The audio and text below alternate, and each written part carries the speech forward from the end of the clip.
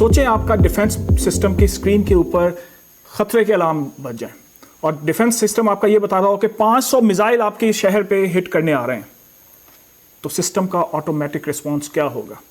उसके पास जितना आर्सनल है, जितने इंटरसेप्टर्स हैं, वो सब फायर हो जाएंगे। लेकिन उसके फायर करने के बाद आपको पता चले कि वो तो मिसाइल्स सिर्फ हवा में फायर हुए, एक्चुअली तो आपके ऊपर कोई अटैक आ ही नहीं रहा था। और यही एग्जैक्ट हुआ इसराइल के आयरन डोम के साथ। सारे आर्सनल खत्म, सारी बैटरीज ड्रेन, मैगजीन खाली। आज हम बात करेंगे पिछले 4 दिन में होने वाले बहुत ही ट्रेजिक साइबर अटैक्स, जब दुनिया जो है वो मिसाइल को देख रही थी कि इस्फहान के अंदर मिसाइल गया, फलां जगह गया, हिस्ट्री का सबसे बड़ा साइबर अटैक कर दिया इसराइल ने ईरान के खिलाफ। उसी दौरान ईरानियन हैकर ग्रुप्स बैठे खामोशी से अपना अटैक प्लान कर रहे थे। सो आज हम 3 अटैक बेसिकली डिस्कस करेंगे, जिसमें ग्रिड स्टेशंस पे किस तरह से अटैक हुआ, सायरन्स पे अलार्म्स पे किस तरह से अटैक हुआ और आयरन डोम पे किस तरह से अटैक हुआ। तो चलते हैं अपने वीलॉग की तरफ, लेकिन उससे पहले आपसे रिक्वेस्ट हमेशा की तरह कि प्लीज़ चैनल को सब्सक्राइब करें और अगर वीडियो अच्छी लगे तो इसको लाइक एंड शेयर कर दें। जी तो व्यूअर्स, सबसे पहले हम डिस्कस करेंगे कि इसराइल के 20 डिस्ट्रिक्ट्स के जो सायरन्स थे वो किस तरह से हैक हुए और किसने हैक किए। ये बात है दो हैकर ग्रुप्स के कंसोर्शियम की। एक तो वही हंडाला, जिसका मैंने पिछले पूरे हफ्ते से हंडाला का जिक्र हो रहा है। ये एक ईरानियन ग्रुप है हैकर्स का, जिसने क्लेम किया बेसिकली कि उन्होंने दिन डोर अटैक किया था पहले भी, और अब फिर हंडाला ने मिस्टर सोल, एक और हैकर ग्रुप है, इनके साथ मिलकर इनका क्लेम है। मैं इसके सबके लिंक्स जो है बेसिकली डिस्क्रिप्शन में दे दूंगा कि अगर इनके क्लेम्स को जो है आप वेरीफाई भी करना चाहें या उसकी डिटेल भी पढ़ना चाहें तो वो मैं लिंक जो है वो शेयर कर दूंगा। तो बेसिकली इन्होंने क्लेम किया है जी कि मिस्टर सोल ने कि रेड अलर्ट जो सायरन्स हैं, बेसिकली ये समझें कि सायरन, किन सायरन्स की बात हो रही है कि जैसे ही किसी शहर में अटैक होता है तो एक ऑटोमेटिकली सायरन ब्लो अप हो जाता है। तो उसका क्लेम ये है कि उसने इसराइल के 20 से ज्यादा डिस्ट्रिक्ट्स के सायरन्स को हैक कर लिया, और उस हैक नहीं सिर्फ किया बल्कि लॉक कर दिया। अब इन सायरन्स को हैक और लॉक करने का इफेक्ट क्या है, या उनको फायदा क्या है? बेसिकली जिसको कहते हैं ना भगा भगा के थकाना, फेक कॉल्स देना, या वो शेर आया वाली कहानी हम सुनते थे बचपन में, ये एग्जैक्टली वही साइकोलॉजिकल अटैक है, लेकिन अब साइबर के जरिए। होता कि आप जरा सोचें कि रात के 3 बजे आपके शहर में सायरन बज जाए कि जी अटैक हो गया, तो you will immediately run to a safe place. फिर पता चले कि जी नहीं, अटैक तो कुछ भी नहीं था। और यही 2, 4, 5, 10 दफा होगा तो आखिर आप भी, जब एक्चुअल शेर आएगा, जो हम बचपन में कहानी सुनते थे, तो जब एक्चुअल मिसाइल आएगा तो आप उस सायरन को भी फेक सायरन समझेंगे। So this is a psychological attack using cyber space. इसके बाद जो अगला अटैक हुआ वो है जी, आपने सुना होगा कि ऑपरेशन एपिक फ्यूरी के डे 1 पे इसराइल ने ईरान के ऊपर biggest cyber attack of the history किया, जिसमें उन्होंने उसकी पावर स्टेशंस डिस्टर्ब किए, उनकी कम्युनिकेशन डिस्टर्ब की। और मैंने पिछले एक अपने वीलॉग में बताया था कि उस दिन उन्होंने उनका इंटरनेट भी ब्लॉक कर दिया, which came actually down to 4% of the average speed. Basically उस सब का मकसद ये था कि वो आपस में उनकी कमांड एंड कंट्रोल आपस में कम्युनिकेट ना कर सके, और कम्युनिकेशन बेसिकली जैम कर दी। उनके पावर स्टेशंस हिट किए मिसाइल्स के जरिए। लेकिन इसी दौरान ईरानियन हैकर ग्रुप्स, उन्होंने अपना काम शुरू कर दिया। ये अभी सरफेस हुई है। ये बेसिकली अगर मैं आपको इसका बताऊं तो ये भी सोल और फैड एक टीम है, ये उनका क्लेम है। इसका भी लिंक मैं आपको जो है वो दे दूंगा डिस्क्रिप्शन में। तो बेसिकली उन्होंने ये बताया कि एपिक फ्यूरी के बाद जो उन्होंने अटैक किए थे ईरानियन ग्रिड स्टेशंस पे, इन रिटेलिएशन टू दैट, उसी डिंडोर अटैक में जो हम पिछले 1 हफ्ते से जिसका जिक्र कर रहे हैं, उसी डिंडोर मालवेयर के जरिए इन्होंने जो ग्रिड स्टेशंस हैं इजराइल के, और उनको हैक कर लिया। और उनका बेसिकली जो इंडस्ट्रियल कंट्रोल सिस्टम है उसका जो एक होता है, उसको आप समझें प्रोग्रामेबल चिप होती है। ये असल में जो ग्रिड स्टेशन है ना, मोस्टली वो 30 साल पुराने प्रोटोकॉल्स पे चल रहे हैं, उनका जो सिस्टम है डिजाइंड, तो उनमें बहुत सारी वल्नरेबिलिटीज हैं। तो उन्होंने बड़े आराम से वहां पे अपना डिंडोर मालवेयर भेजा, और उसके जरिए बेसिकली उन्होंने क्या किया। और आपको ये भी बता दूं, मैं रिसर्च जब इसकी कर रहा था तो उस पर मुझे पता चला कि जो ग्रिड स्टेशन हैं वो 50 हार्स पे चलना होता है, उन्होंने 50.0 हार्स होना चाहिए। लेकिन और साथ ही उनके एक जो ह्यूमन के लिए इंटरफेस भी होता है जिसपे सब रीडिंग्स आ रही होती हैं। उन्होंने दो काम किए। एक तो उन्होंने ये किया कि उसका जो हार्स हैं उनको 50.5 कर दिया, यानी कि सिर्फ 0.5 का उन्होंने इंक्रीज किया। उससे हुआ क्या कि वो जो उनके टरबाइन्स हैं वो ओवर फटीग हो गए। लेकिन साथ के साथ उन्होंने क्या किया कि जो ह्यूमन इंटरफेस था उस उनके सिस्टम का, उसको भी स्पूफ कर दिया। अब ये जो है ये स्पूफिंग की एक छोटी सी मिसाल है। आगे चल के जब मैं आयरन डोम का आपको बताऊंगा उसमें बहुत बड़ी स्पूफिंग है, लेकिन मैं अभी इसी की बात अगर कंक्लूड करूं तो उन्होंने ह्यूमन इंटरफेस को ये आ रहा है कि जी सब कुछ नॉर्मल है, लेकिन उनके जो टर्बाइन्स हैं वो ओवरहीट हो के पूरे के पूरा उनका जो है वो बिजली का निजाम डिस्टर्ब हो गया। सो ये है वो साइबर अटैक जो इरानियंस ने in retaliation to that epic fury किया on the grid station of Israel. अब आ जाए तीसरा जो कि बहुत ही लीथल किस्म का अटैक है, वो है इसराइल के आयरन डोम के ऊपर। इससे पहले आपको पता है आयरन डोम का बहुत जोम था इसराइल को कि जी हमारे मुल्क में आयरन डोम लगा हुआ है तो no one can hit us. और आप सुन रहे होंगे खबरों में कि पिछले कुछ दिनों से आयरन डोम फेल हो रहा है और ईरानियन मिसाइल जो है they are getting through that air defence. वो कैसे हो रहा है अब उसका आके पता चला है। वो जो है अब इसका जो यूनिट 42 एंड इंटेल 471 जो है जो रिसर्च टीम्स हैं उनकी रिपोर्ट आ गई है। तो बेसिकली हुआ क्या है, ये भी दोबारा इसमें भी हंडाला और रशियन लीगियोन एक ग्रुप है, ये दो ग्रुप्स ने मिलके जो है ये इसको हैक किया। एक्चुअली हैक नहीं किया इन्होंने भी खामोशी से उसी तरह से जाके उनके एडमन पोर्टफोलियोज ही यूज किए, जिस तरह से बिल्कुल उसी तरह से जिस तरह से मैंने आपको कल के अपने वीलॉग में बताया था कि उन्होंने जो हॉस्पिटल्स और उनको एयरपोर्ट्स को टारगेट किया, वो बेसिकली डिंडोर के जरिए ही जाके उन्होंने उसको जो है, और इवन वो जो स्ट्राइकर का अटैक था जिसमें वाइप हुआ था उसमें भी उन्होंने एडमन प्रोफाइल्स ही यूज की थी, और इसमें भी यही किया उन्होंने। बेसिकली किया क्या, अब ये समझने वाली बात है, बहुत ही स्मार्ट मूव है।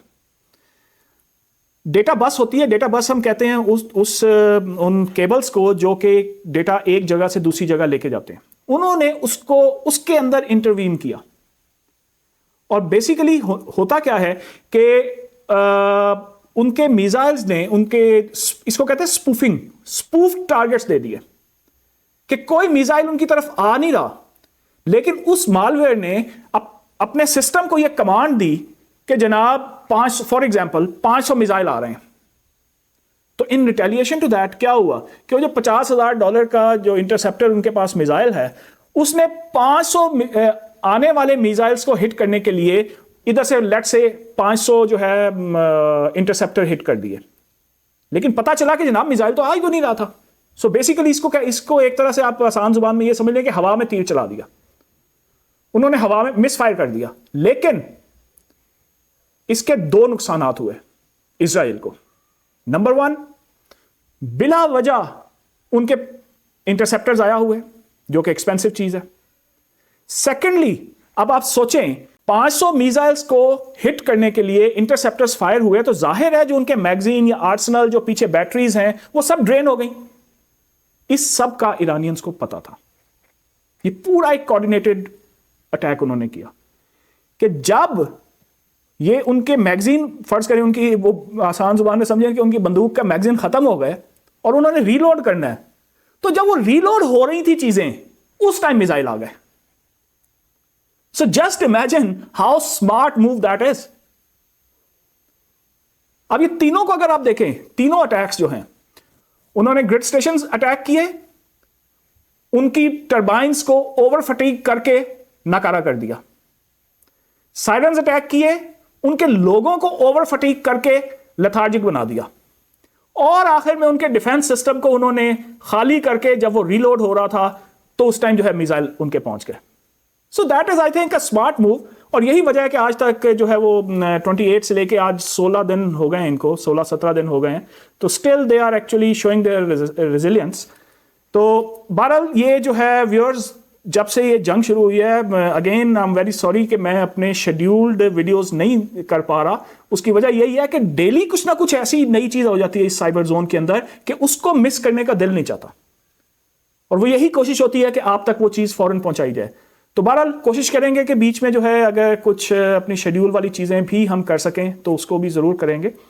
तो लेकिन जस्ट टू कंक्लूड, इन सब चीजों को अगेन मैं repeat on the cost of repetition मैं जो है आज फिर कह रहा हूं कि agentic AI, agentic sentinel is the only solution to that.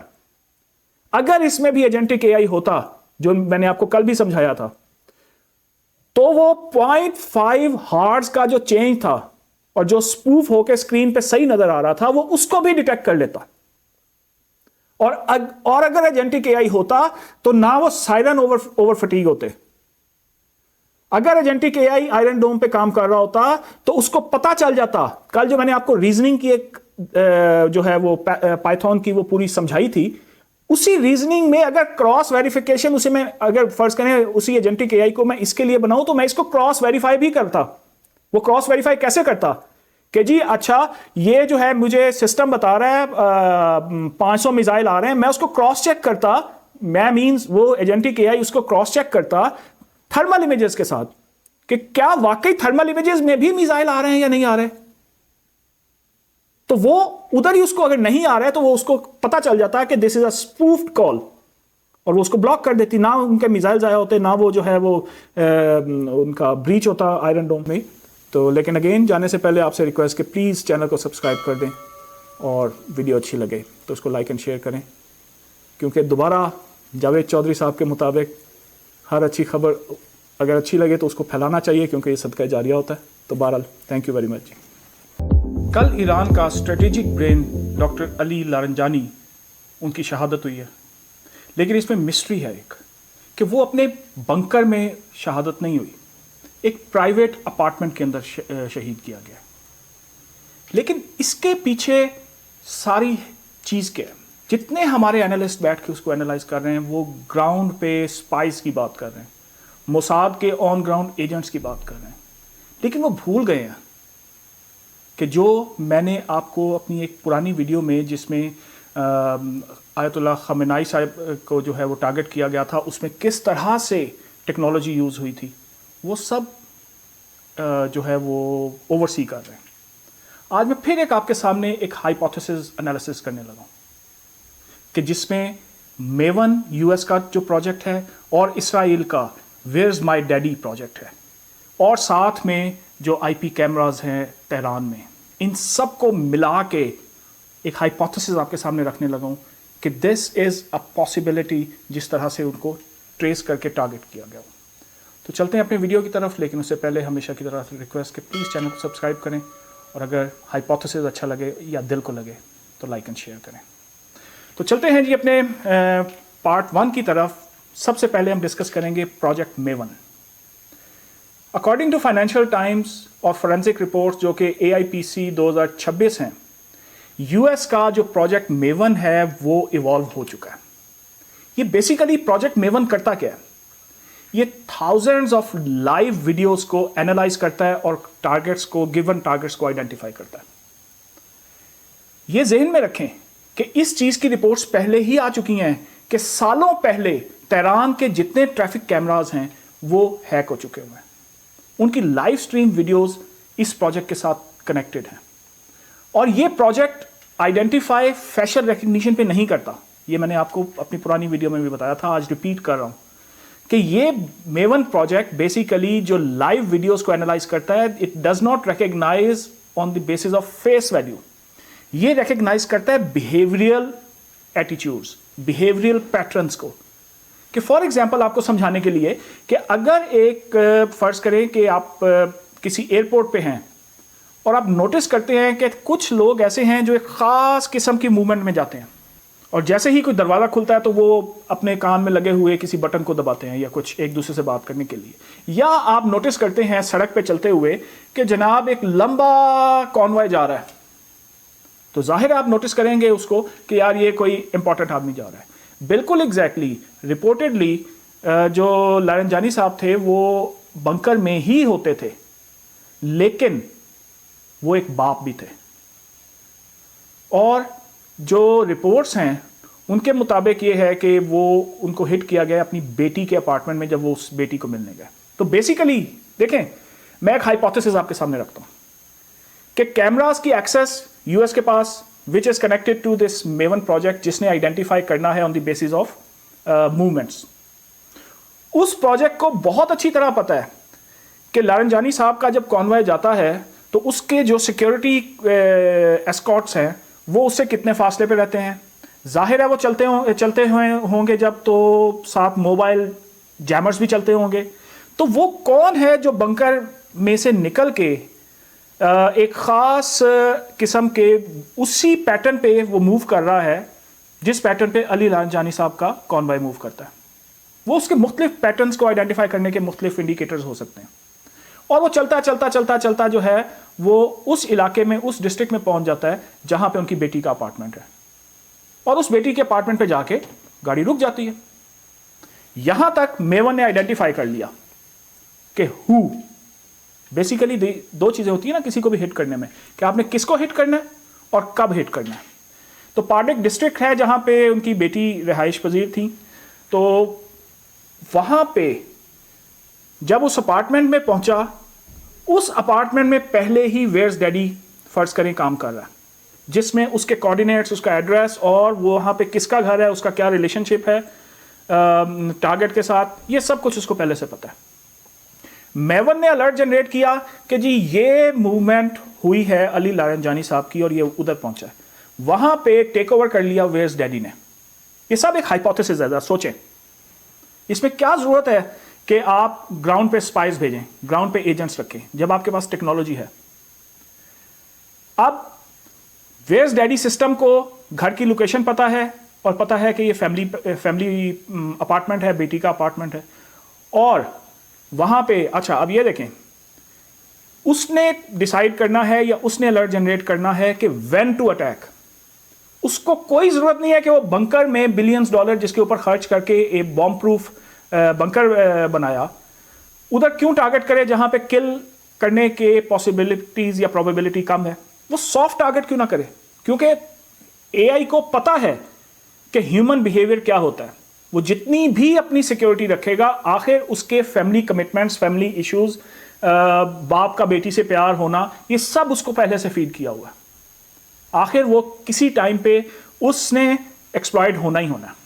और यही हुआ मेरे हाइपोथेसिस में कि वो उसने टारगेट किया कि जब वो बेटी के अपार्टमेंट में था, क्योंकि जब फैमिली मीटिंग्स हो रही होती हैं तो उस टाइम अदरवाइज सिक्योरिटी उस कंपाउंड की जो है वो, या उस जगह की या उस अपार्टमेंट के अंदर की सिक्योरिटी जाहिर है उस लेवल पे नहीं होती जो बाहर सड़क पे उसको सिक्योरिटी दी जाती है, क्योंकि वो अपना फैमिली टाइम गुजार रहा है।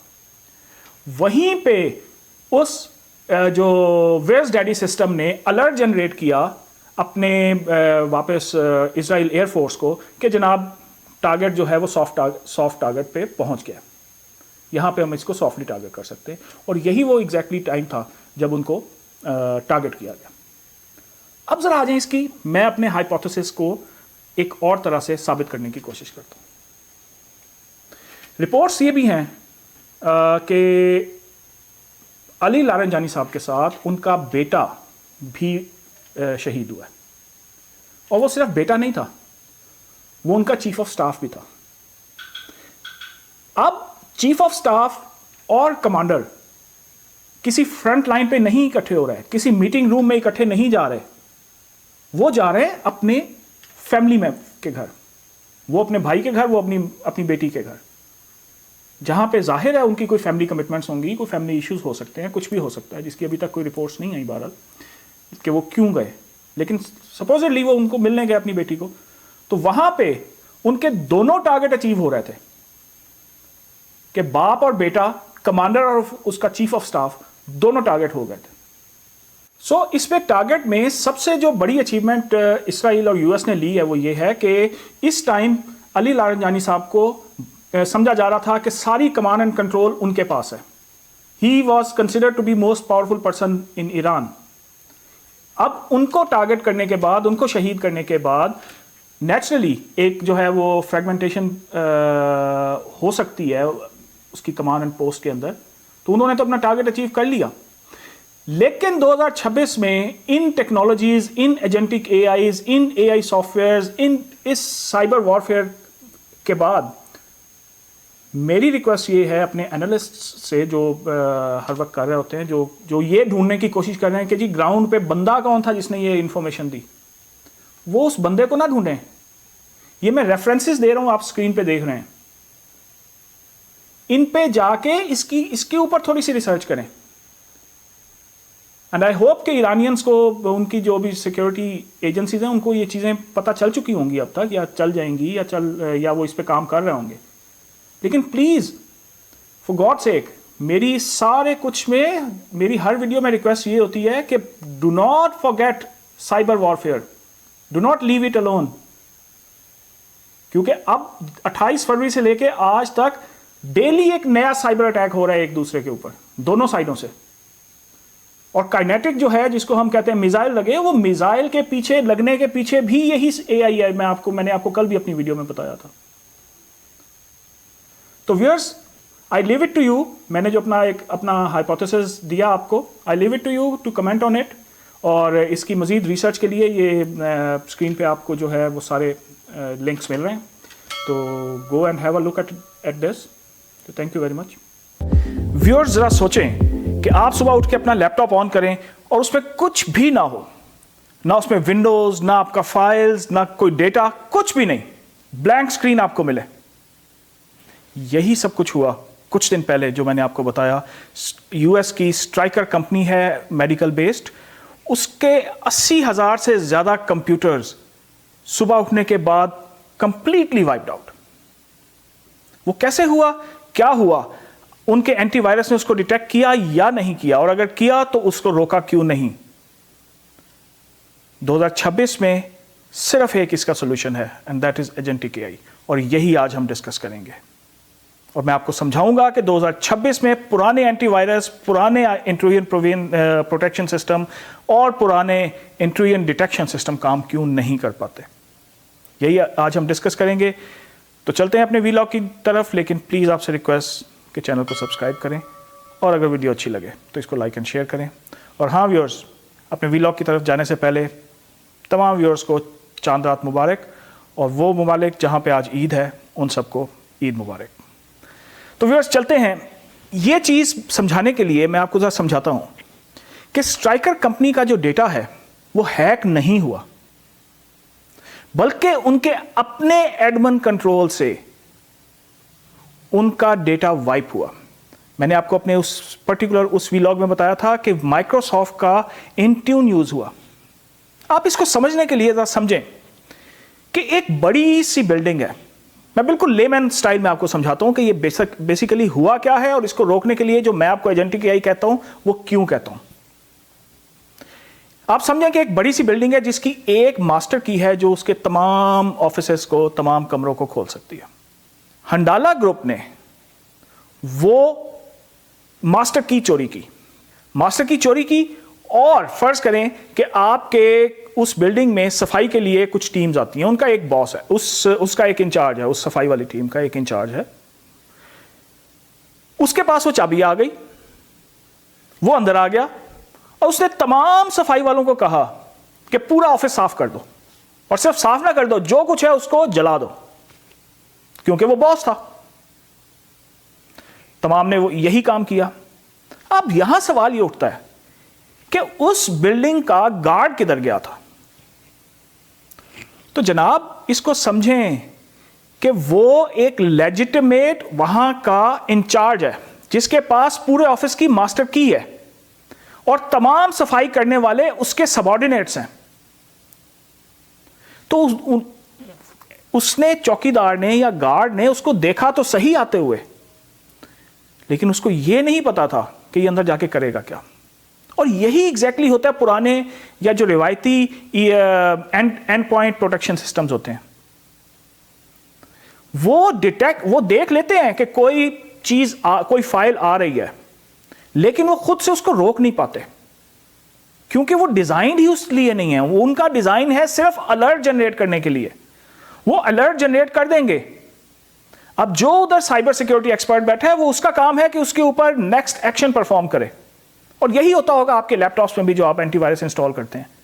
वो इंस्टॉल करके आपको एक अलर्ट देता है कि इसको क्या करना है, इसको क्वारंटीन करना है, इसको डिलीट करना है, इसको क्या करना है। So you have to take the action.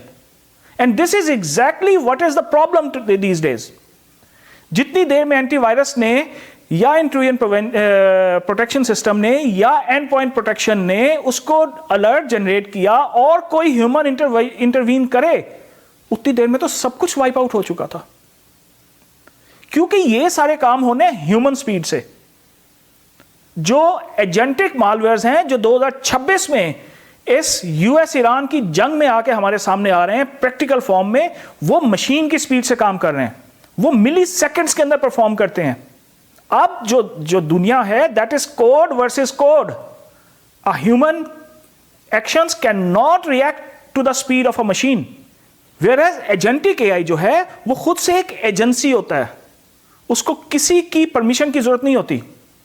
अब इसी स्ट्राइकर की अगर मैं आपको मिसाल दूं तो इसको समझें कि अगर उधर एजेंटिक एआई काम कर रहा होता और 80,000 या 2 लाख कंप्यूटर्स का डेटा वाइप करने की कमांड आती, तो दोबारा उसी सफाई वाली मिसाल पे मैं जाता हूं, तो अगर उधर एजेंटिक एआई होता एक आपके नॉर्मल सिक्योरिटी गार्ड की बजाय या नॉर्मल एंटीवायरस की बजाय, तो वो कहता है नो मैटर तुम बॉस हो या कुछ भी हो, 80,000 कंप्यूटर्स या 2 लाख कंप्यूटर्स का डेटा एक ही टाइम पे वाइप करने की कमांड कोई लेजिटिमेट कमांड नहीं है।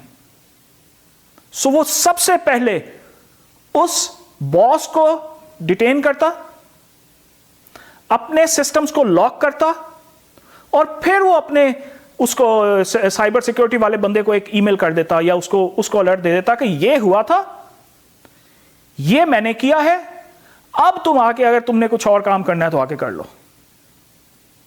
सो ये है agentic AI versus normal antivirus and normal anti malwares. So viewers, 2026 में अगर आज भी आप या आपकी कंपनी या even on the broader scale अ मुल्क ये समझ रहा है कि वो नॉर्मल एंटीवायरसेस के साथ, नॉर्मल प्रोटेक्शन सिस्टम्स के साथ इसको चला सकता है, तो he is at the biggest risk, he is the target. तो व्यूअर्स, इस पॉइंट को समझें कि जो स्ट्राइकर अटैक है that is a warning for all of us. हमें कोड के बदले में कोड के साथ प्रोटेक्शन करनी है, मशीन के बदले में मशीन से परफॉर्म करवाना है। We can not sit back and see कि जनाब ये मशीन अटैक कर रही है, हम इस पे ह्यूमनली इसको रोक लेंगे। उसने मिली सेकेंड्स में करना है परफॉर्म, उसने पल्सेस के ऊपर चलना है, उसने इलेक्ट्रिसिटी की स्पीड के ऊपर परफॉर्म करना है। We can not react humanly. So please आज की टेक यही है कि we have to react to this electronic warfare in 2026 with the machine speed. और उसका सोल्यूशन सिर्फ ये है, अगर हमने अपना इंफ्रास्ट्रक्चर, अपने सिस्टम्स को प्रोटेक्ट करना है, तो agentic AI is the only solution. Thank you very much. और एक दफ़ा फिर आपसे रिक्वेस्ट कि चैनल को सब्सक्राइब कर दिया करें ताकि आपको नोटिफिकेशंस आती रहें। और ख़ास तौर पे ये ईद के दिनों में I will stick to my normal schedule which is Monday, Wednesday and Friday. तो इंशाल्लाह हम अपने शेड्यूल के ऊपर चलेंगे। Thank you. तो व्यूअर्स, पहले बात करते हैं कुछ हकाइक की। रॉयटर्स और गार्डियन की रिपोर्ट के मुताबिक ईरानियन मिसाइल्स ने इसराइल को हिट किया इन रिटेलिएशन टू 21 मार्च का attack on Natanz nuclear facility by Israel. लेकिन इस दफ़ा ईरान ने क्या किया? आंख के बदले आंख, कान के बदले कान, न्यूक्लियर पे अटैक के बदले न्यूक्लियर पे अटैक। और यही एग्जैक्टली उसने किया। रिपोर्ट्स के मुताबिक 200 से ज़्यादा लोग जख्मी हैं, जिनमें से बेशतर की हालत सेंसिटिव है, सीरियस है। और व्यूअर्स, हिस्ट्री में पहली दफ़ा इसराइल की मिलिट्री ने खुद एक्सेप्ट किया है कि उनका आयरन डोम फेल हुआ है टू इंटरसेप्ट ईरानियन मिसाइल्स, और ईरानियन मिसाइल्स ने उन पे हिट किया। लेकिन साथ के साथ आपको ये क्लियर करता चलूं कि ईरानियन उसने ये नहीं कहा कि हमारा आयरन डोम के ऊपर कोई साइबर अटैक हुआ, उसने ये कहा है कि उसमें कोई टेक्निकल फॉल्ट आया। लेकिन अब मैं आपको लेके चलता हूं अपने पुराने वीलॉग्स के रेफरेंस में एक्सक्यूज मी, उन चीज़ों की तरफ जिसमें मैंने आपको कहा था कि 2 हैकर ग्रुप्स ने ये क्लेम कर चुके हैं कि हम आयरन डोम को हैक कर चुके हैं, और सिर्फ आयरन डोम को ही नहीं, उनके सायरन्स को भी हैक कर चुके हैं, जो अलर्ट सायरन्स है। तो मिसाइल हिट होने से चंद मिनट पहले 2 हैकर ग्रुप्स हैं जिनका पहले भी कंसोर्शियम मैंने आपको बताया था, एक है हंडाला और दूसरा है ईरानियन लेगन। उन्होंने ये क्लेम किया अपने उनके ऊपर कि जनाब हम जो है इस्राएली जो रेडार सिस्टम्स हैं वो हमारे कंट्रोल में, और उसके चंद मिनटों के बाद जो है वो मिसाइल्स हिट करना शुरू हो गए। So what does that mean?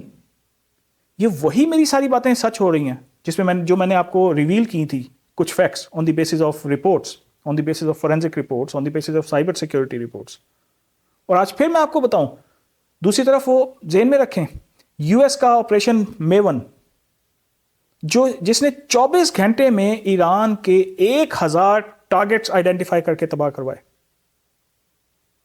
This is basically sensor to shooter project, जो चंद ही मिनटों में सैटेलाइट इमेजरीज के अंदर से टारगेट्स आइडेंटिफाई करता है, और सिर्फ आइडेंटिफाई नहीं करता बल्कि कमांड एंड कंट्रोल को बताता है कि इस टारगेट को हिट करने के लिए कौन सा वेपन यूज होना चाहिए ताकि मैक्सिमम डैमेज हो सके वो टारगेट।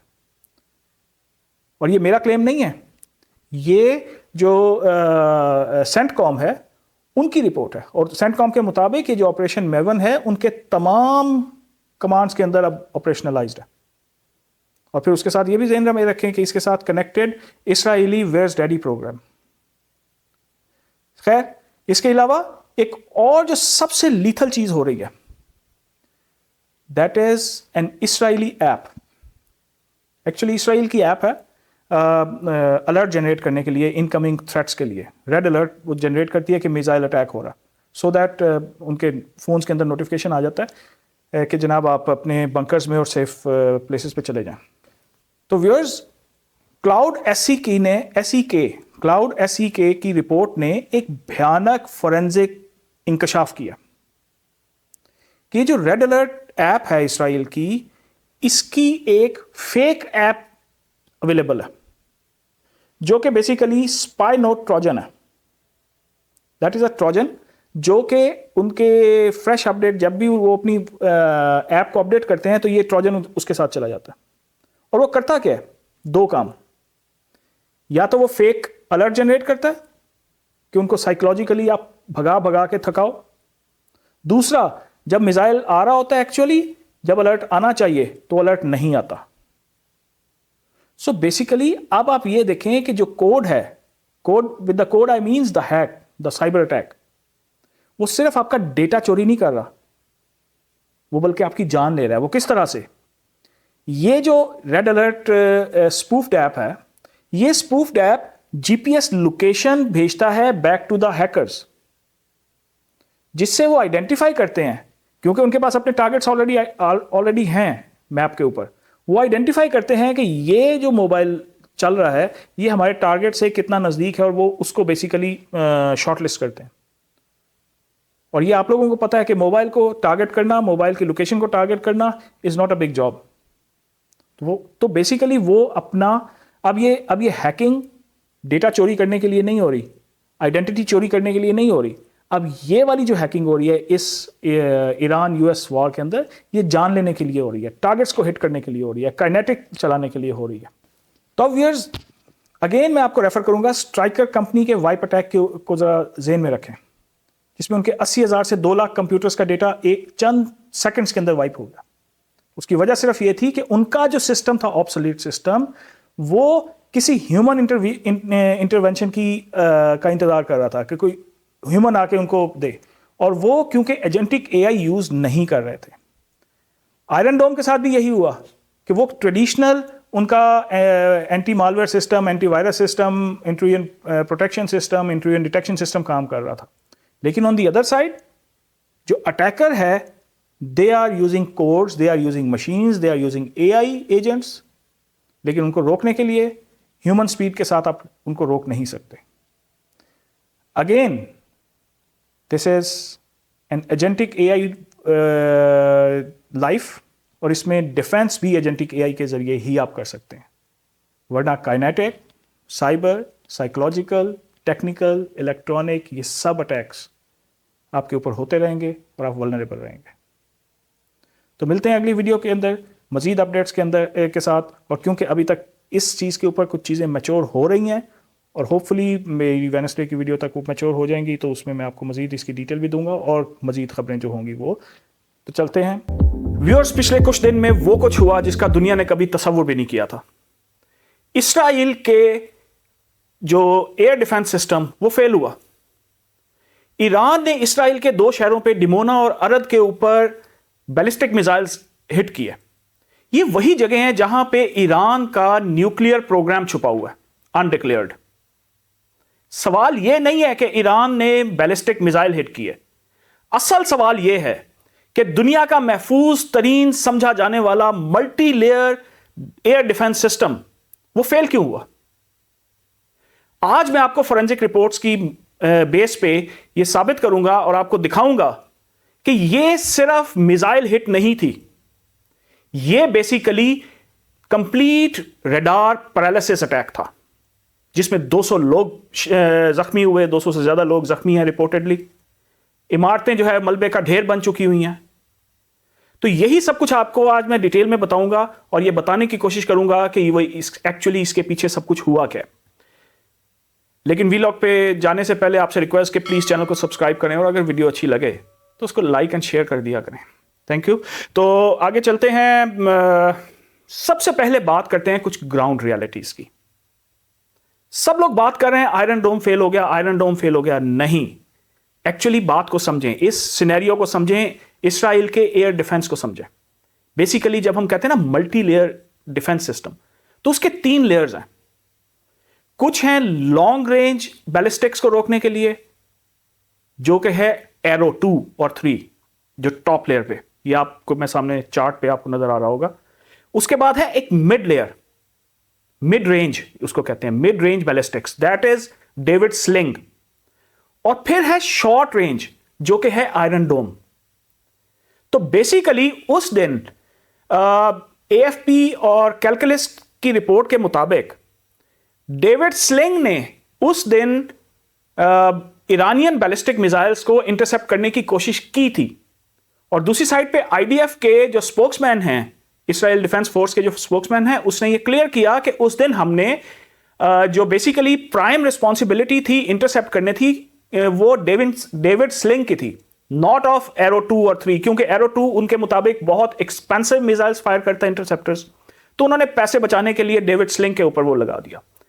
लेकिन ऑन दी अदर साइड, मैंने आपको पिछले अपने वीलॉग में बताया था कि हंडाला और जो ईरानियन लेगॉन है, उन्होंने मिसाइल हिट होने से पहले अपने सोशल मीडिया पे क्लेम कर दिया था और बेसिकली उन्होंने स्क्रीनशॉट दे दिए थे उनके जो इंटरफेस के, रेडार का जो control command and control system है, उसका इंटरफेस दे दिया था अपने उसके ऊपर कि this is under our control, अब हम इसको कंट्रोल करेंगे। तो बेसिकली यूनिट 42 की जो फोरेंसिक रिपोर्ट है वो भी ये साबित करती है कि उन्होंने कहा है कि पिछले कुछ दिनों से जो ये 2 हैकर ग्रुप्स हैं, ये इसराइल के डिफेंस सिस्टम के अंदर मौजूद थे। अब जब वो मौजूद थे, अब जरा ये लिंकेज समझें। बेसिकली क्या हुआ है कि ये नहीं है कि उन्होंने आयरन डोम को अटैक किया या डेविड स्लिंग को अटैक किया है या एरो 2 को अटैक किया है। बेसिकली इसराइल का जो ये डिफेंस मैकेनिज्म है, ये सब इंटीग्रेटेड रडार्स के ऊपर चल रहा है और AI पीछे बैठा फैसला कर रहा है कि किस टाइम पे किस मिसाइल को किस तरह से हिट करना है। और ज़हन में रखें, मैंने आपको प्रोजेक्ट मेवन का बताया था, US का प्रोजेक्ट मेवन। वो क्या करता है कि उसके 150 चैनल्स हैं, 150 तकरीबन चैनल्स हैं, जिसमें सैटेलाइट है, ड्रोन्स हैं, कैमरास हैं और पता नहीं कितने उसके चैनल्स हैं, जिसकी वो लाइव वीडियोस को एनालाइज कर रहा होता है। और उनका क्लेम ये है कि ये लाइव वीडियोस के अंदर 90 सेकंड्स के अंदर टारगेट आइडेंटिफाई कर लेता है। और प्रोजेक्ट मेवन का काम ये बेसिकली, ये सिर्फ मैं आपको वो नहीं बता रहा कोई सुनी सुनाई बात, ये वो है जो सेंटकॉम ने अनाउंस किया, खुद क्लेम किया बेसिकली। और ये भी है कि वो सिर्फ टारगेट आइडेंटिफाई नहीं करता, बल्कि अपने कमांडर को बताता है कि ये जो टारगेट है इसको हिट करने के लिए किस किस्म का वेपन यूज करना चाहिए। कि फॉर एग्जांपल अगर छोटी सी किसी चीज को हिट करना है तो इतना बड़ा बैलिस्टिक मिसाइल F-35 भेजने की क्या जरूरत है। सो वो सब थ्रेट एनालिसिस करके 90 सेकंड के अंदर कमांडर को बताता है, जो कि पहले अगर ह्यूमन स्पीड से आप करें तो शायद 24 घंटे में कोई टारगेट आइडेंटिफाई करके पूरा एनालिसिस होता था कि जनाब किस टारगेट को किस तरह से हिट करना है। सो अब आ जाए वापस उसी साइड पे जहां पे हम बात कर रहे थे ईरानी मिसाइल्स की हिट के ऊपर। सो बेसिकली हंडाला और इरानियन लेगून, ये दो हैकर ग्रुप्स हैं, इनके क्लेम के मुताबिक इन्होंने बेसिकली दो तरह से उसको फेल किया। अब दो तरह क्या है, मैंने आपको पिछले उसमें बताया था कि उसके ऊपर DDoS अटैक हुआ है, लेकिन अब जो फर्दर रिपोर्ट्स आई हैं उसके मुताबिक DDoS अटैक भी हुआ है और उसके साथ स्पूफिंग भी हुई है। स्पूफ टारगेट्स बताए हैं उसको। अब यह बड़ी मजे की बात है। अब स्पूफ टारगेट से आप समझे कि हुआ क्या है।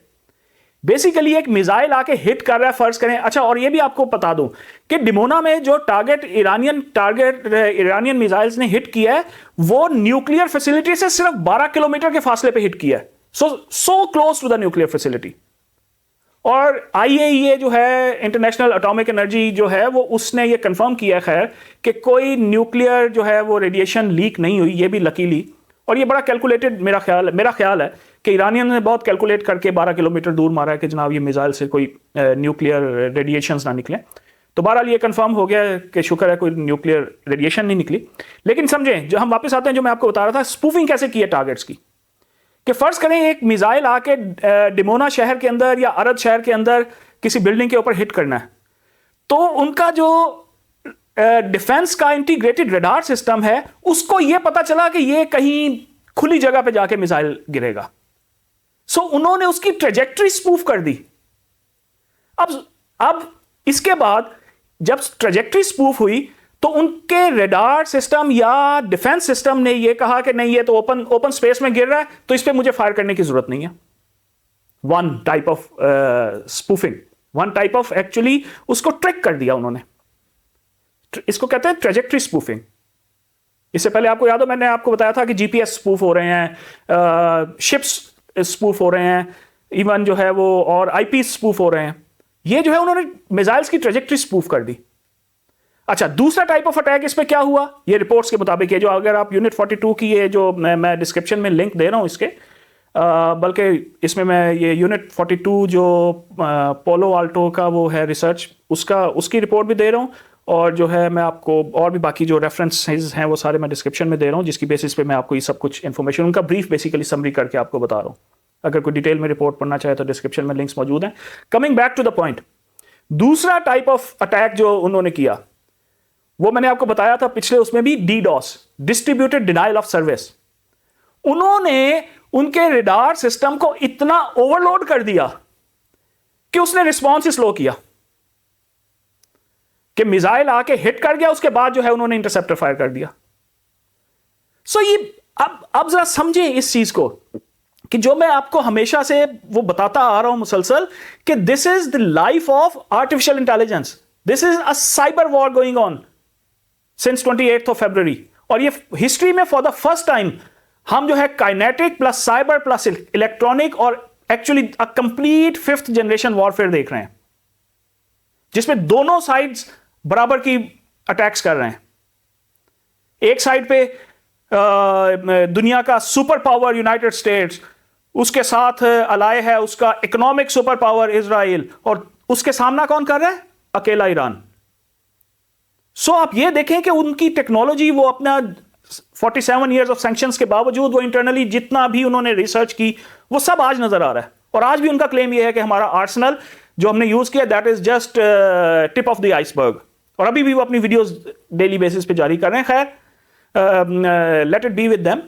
तो coming back to our issue, so अब व्यूअर्स एंड के ऊपर मेरा आपसे सवाल यह है, जरा कमेंट में आपने इसका जवाब लाजमी देना है कि क्या आप समझते हैं कि आर्टिफिशियल इंटेलिजेंस को या एआई को हमें इतना एम्पावर कर देना चाहिए कि वो जंगों को बॉर्डर से निकाल के हमारे मोबाइल फोन्स या कंप्यूटर्स या सर्वर्स के ऊपर ले आए, कि जिसमें मेरा लैपटॉप या मेरा मोबाइल फोन भी मेरे लिए एक थ्रेट हो, और सिर्फ थ्रेट ये ना हो कि मेरा डेटा चोरी हो जाएगा या हैक हो जाएगा, मेरा लाइफ थ्रेट हो। सो डू यू थिंक कि हमें एआई को इतना एम्पावर करना चाहिए? तो प्लीज कमेंट में बताइएगा। और जाने से पहले एक दफा फिर आपसे रिक्वेस्ट कि प्लीज चैनल को सब्सक्राइब करें और वीडियो अच्छी लगे तो उसको लाइक एंड शेयर करें। मिलते हैं अगले व्लॉग में फ्राइडे को। थैंक यू जी। तो व्यूअर्स, आज की सबसे बड़ी खबर सुन लें। फोरेंसिक एक्सपर्ट्स की रिपोर्ट्स ने और कुछ इजराइल की डिफेंस फोर्स के जो जनरल है उसके स्टेटमेंट से दो चीजें साबित हो गई हैं। एक ये कि जो रेड अलर्ट ऐप मैंने आपको पहले कहा था कि वो ईरानियन हैकर्स ने एक्सेस करके उसके अंदर से डेटा लीक किया, जिसकी मदद से उन्होंने डिमोना और अरब के अंदर टारगेट किया। और ये दूसरी बात ये कि जो आईडीएफ के जनरल ने एक्सेप्ट किया, एक तरह की एक्सेप्टेंस मैं आपको आगे चल के बताता हूँ कि कैसे किया, कि उनका आयरन डोम नहीं, डेविड स्लिंग जो है वो इसराइल के ईरान के मिसाइल्स को इंटरसेप्ट करने में फेल हुआ। ये सब कुछ जो है वो आज मैं आपको आगे चल के बताता हूँ, लेकिन उससे पहले आपसे रिक्वेस्ट कि प्लीज चैनल को सब्सक्राइब करें और अगर वीडियो अच्छी लगे तो उसको लाइक एंड शेयर कर दिया करें। जी, तो सबसे पहले बात करते हैं जो मैंने आपको अपनी पिछले या उससे एक दो व्लॉग्स पहले आपको बताया था कि ईरानी हैकर्स ने इसराइल की एक रेड अलर्ट ऐप है जिसके अंदर उनको एडवांस में मिसाइल्स के सायरन या अलर्ट्स आ जाते हैं, उनको हैक कर लिया, उनको एक्सेस कर लिया, जिसकी मदद से उन्होंने एक्चुअली अपने टारगेट्स आइडेंटिफाई करके उनको हिट किया डिमोना और अरद के अंदर। उसकी अब जो है क्लाउड एसईके, मैंने आपको पहले भी एक कहा था, क्लाउड एसईके एक रिसर्च टीम है और चेक पॉइंट रिसर्च टीम, इन दोनों ने अपनी फोरेंसिक रिपोर्ट दे दी है। और उस फोरेंसिक रिपोर्ट में उन्होंने जो एक clone alert red alert app थी उसको उन्होंने रिवर्स इंजीनियर किया।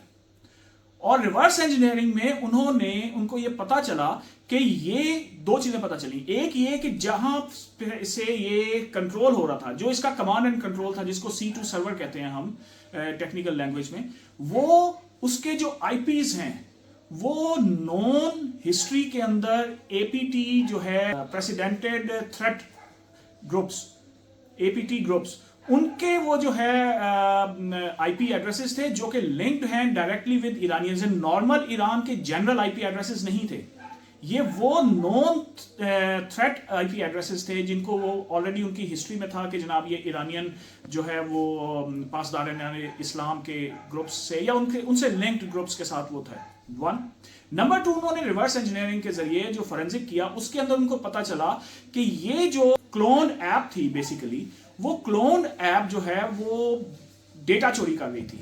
और डेटा चोरी करके क्या हुआ, ये एक्चुअली इंपॉर्टेंट है। वो डेटा चोरी क्या हो रहा है, उसका जीपीएस लोकेशन, उसके मैसेजेस, उसके कॉन्टैक्ट्स, उसके जो है कम्युनिकेशन, उसकी इवन उसका माइक्रोफोन, उनके पास हैकर्स के पास ये भी एक्सेस थी कि वो जब चाहे माइक्रोफोन ऑन करके उधर की कम्युनिकेशन सुन लें।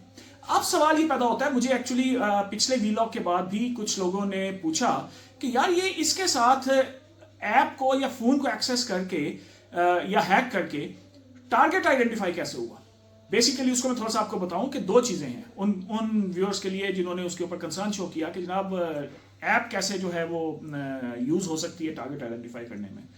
नंबर वन, उससे जितना डेटा उन्होंने चोरी किया, जिसमें कॉन्टैक्ट्स हैं, मैसेजेस हैं, कम्युनिकेशन है और बहुत सारा कुछ, इमेजेस हैं, डॉक्यूमेंट्स हैं, कैलेंडर्स हैं, वो सब डेटा उन्होंने जब एक्सेस किया हैकर्स ने, तो उनके पास जो एजेंटिक एआई था, जो एआई बेस्ड उनके एल्गोरिदम्स थे, उनके उस एल्गोरिदम ने उस डेटा को असेस किया, जिससे उन्होंने जो उनके प्री डिफाइंड टारगेट्स थे, कुछ वो मिलिट्री ऑफिशियल्स हो सकते हैं, वो न्यूक्लियर साइंटिस्ट्स हो सकते हैं, वो कोई गवर्नमेंट हाई ऑफिशियल्स हो सकते हैं, तो उस डेटा के अंदर से उस एजेंटिक एआई ने, जो उनका एआई एल्गोरिदम था, उसने आइडेंटिफाई किया कि यार ये जो हमने रेड अलर्ट की एप्स हैक की हैं, क्या इनमें से भी कोई हमारा टारगेट है? अगर नहीं है तो क्या इनमें से कोई हम लिंक बना सकते हैं कि हम अपने असल टारगेट को आइडेंटिफाई कर सकें? सो ये पूरा एआई एल्गोरिदम की मदद से उन्होंने अपने टारगेट्स आइडेंटिफाई किए। वन, दूसरा जो उस रिपोर्ट के मुताबिक उन्होंने इस डेटा को यूज किया टू आइडेंटिफाई सेफ टारगेट्स या सॉफ्ट टारगेट आप कह लें। अब सॉफ्ट टारगेट से मुराद क्या है कि समझें कि एक शहर के अंदर, डिमोना के अंदर, रेड अलर्ट ऐप के जरिए उन्होंने फेक अलर्ट्स जनरेट किए। उससे क्या होगा कि बहुत सारे लोग सेफ हेवंस में, बंकर्स में इधर उधर चले जाएंगे। अब बजाय इसके, क्योंकि ये देखें जो आईएईए की मैंने आपको रिपोर्ट बताई थी कि आईएईए जो इंटरनेशनल एटॉमिक एनर्जी एजेंसी है, उसने ये कंफर्म किया कि कोई न्यूक्लियर फैसिलिटी या न्यूक्लियर रेडिएशन जो है वो डिस्टर्ब नहीं हुई। सो मीनिंग देयर बाय उन्होंने सिविलियंस को या जनरल पब्लिक को या अपने डिफाइंड टारगेट्स को टारगेट करना था। तो बजाय इसके कि पूरे शहर में स्कैटर्ड वो बॉम्बिंग करें, इस ऐप के जरिए उन्होंने आइडेंटिफाई कर लिया कि यार अच्छा, जब हमने अलर्ट दिया कि मिसाइल आ रहा है या रेड अलर्ट दिया, तो 200, 400, 500 लोग भाग के किसी एक बिल्डिंग, एक बंकर के अंदर गए, या उनका एक हाई वैल्यू टारगेट जो है, कोई भी हो सकता है, वो किसी एक जगह के अंदर गया। सो मीनिंग देयर बाय कि उन्होंने सेफ लोकेशंस के अंदर जाना था, तो वो आइडेंटिफाई हो गई, उनके बंकर्स आइडेंटिफाई हो गए, सेफ हेवंस आइडेंटिफाई हो गए। तो उसके बाद उनके लिए बहुत इजी था कि फर्ज करो कि एक जगह पे 500 बंदा है तो उधर हिट कर दो मिसाइल। अगर वो बंकर भी है तो उनके पास बंकर बस्टर्स हैं, और खासतौर पे जो गदर उनका मिसाइल उन्होंने यूज किया रिपोर्टेडली, और वो ईरानियन क्लेम्स के मुताबिक that is a bunker buster missile, Iranian claims के मुताबिक। Again I have no sources to confirm that. So that was it, वो सॉफ्ट टारगेट आइडेंटिफाई करके एक ही जगह के ऊपर अगर आप जो है वो 2-3 मिसाइल्स लगेंगे तो उसका जो है वो बंकर बस्टर तो आराम से पेनिट्रेट कर देगा। और जो उनका गदर मिसाइल है, बाय द वे मैं रिसर्च के दौरान देख रहा था कि गदर है क्या, तो गदर के मुताबिक जो उनके क्लेम्स हैं वो 30 मीटर कंक्रीट के अंदर जो है वो पेनिट्रेट कर सकता है, मीनिंग देयर बाय कि वो 3 मंजिल नीचे जा सकता है। So that is something to do with the kinetic expert, I am not that. तो मैं टेक्निकल साइड पे ही रहूंगा, लेकिन this was just an information to share with you. तो ये था, ये दोनों चीजें जो है, अब जो मैंने आपको पहले इन्फॉर्मेशन दी थी, अब वो फोरेंसिक रिपोर्ट्स के साथ भी कंफर्म हो गई हैं। अब आते हैं दूसरी साइड पे, विच इज आयरन डोम या डेविड स्लिंग या एरो। इसमें बहुत कंफ्यूजन है। मैंने लास्ट व्लॉग में भी आपको बताया था कि उस दिन 21-22 मार्च को जो ईरानियन मिसाइल्स पेनिट्रेट किए हैं, वो आयरन डोम का फेलियर है, आयरन डोम का ब्रीच नहीं था। दिस वॉज अ ब्रीच और DDoS attack on David Sling. Iron Dome low range के लिए है, जो डेविड स्लिंग है वो मिड रेंज के लिए है, और उसके ऊपर एक थर्ड टियर है उनके डिफेंस की, दैट इज एरो 2 और 3, that is for long range या हाई रेंज। ये बेसिकली ये रेंज ये नहीं है कि कितने किलोमीटर किसी मिसाइल ने हिट करना है, this is basically the height of the missiles which is coming in. तो बेसिकली आयरन डोम जो है वो बिल्कुल उनका लो रेंज है कि फर्ज करो जो हमास से या हिजबुल्लाह से जो रॉकेट्स आ रहे हैं वो ज़ाहिर इतनी हाई प्रोजेक्ट्री पे नहीं जाते, तो उसको आयरन डोम हैंडल करता है। तो जो, और ये आईडीएफ के उस दिन भी मैंने आपको बताया था कि स्पोक्समैन ने ये क्लेम किया कि उस दिन की रिस्पॉन्सिबिलिटी इन मिसाइल्स को रोकने के लिए थी डेविड स्लिंग की। तो अब इसमें जो मैंने आपको बताया कि आईडीएफ के जनरल ने जो है वो उसकी मैं आपको बताऊंगा कि जिससे कंफर्म हुआ कि बेसिकली उनका डेविड स्लिंग जो है वो कंप्रोमाइज हुआ था। ऑफिशियली डेविड स्लिंग के जनरल ने he has ordered an inquiry into this failure.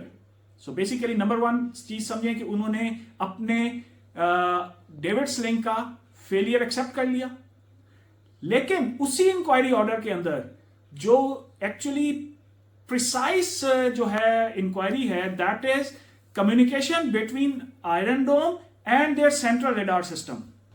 तो बेसिकली उन हैकर्स ने उनका जो रेडार का सेंट्रल कम्युनिकेशन सिस्टम के ऊपर 2 अटैक किए थे, मैंने आपको लास्ट वीडियो में भी बताया था कि वन वाज डीडॉस अटैक कि उसको ओवरलोड कर दिया कि रिस्पांस स्लो हो गया। Second type of attack was कि उसको स्पूफ ट्रेजेक्टरीज शो कर दी कि जनाब ये जो है वो जो मिसाइल आ रहा है ये नो मैन्स लैंड के अंदर जा रहा है।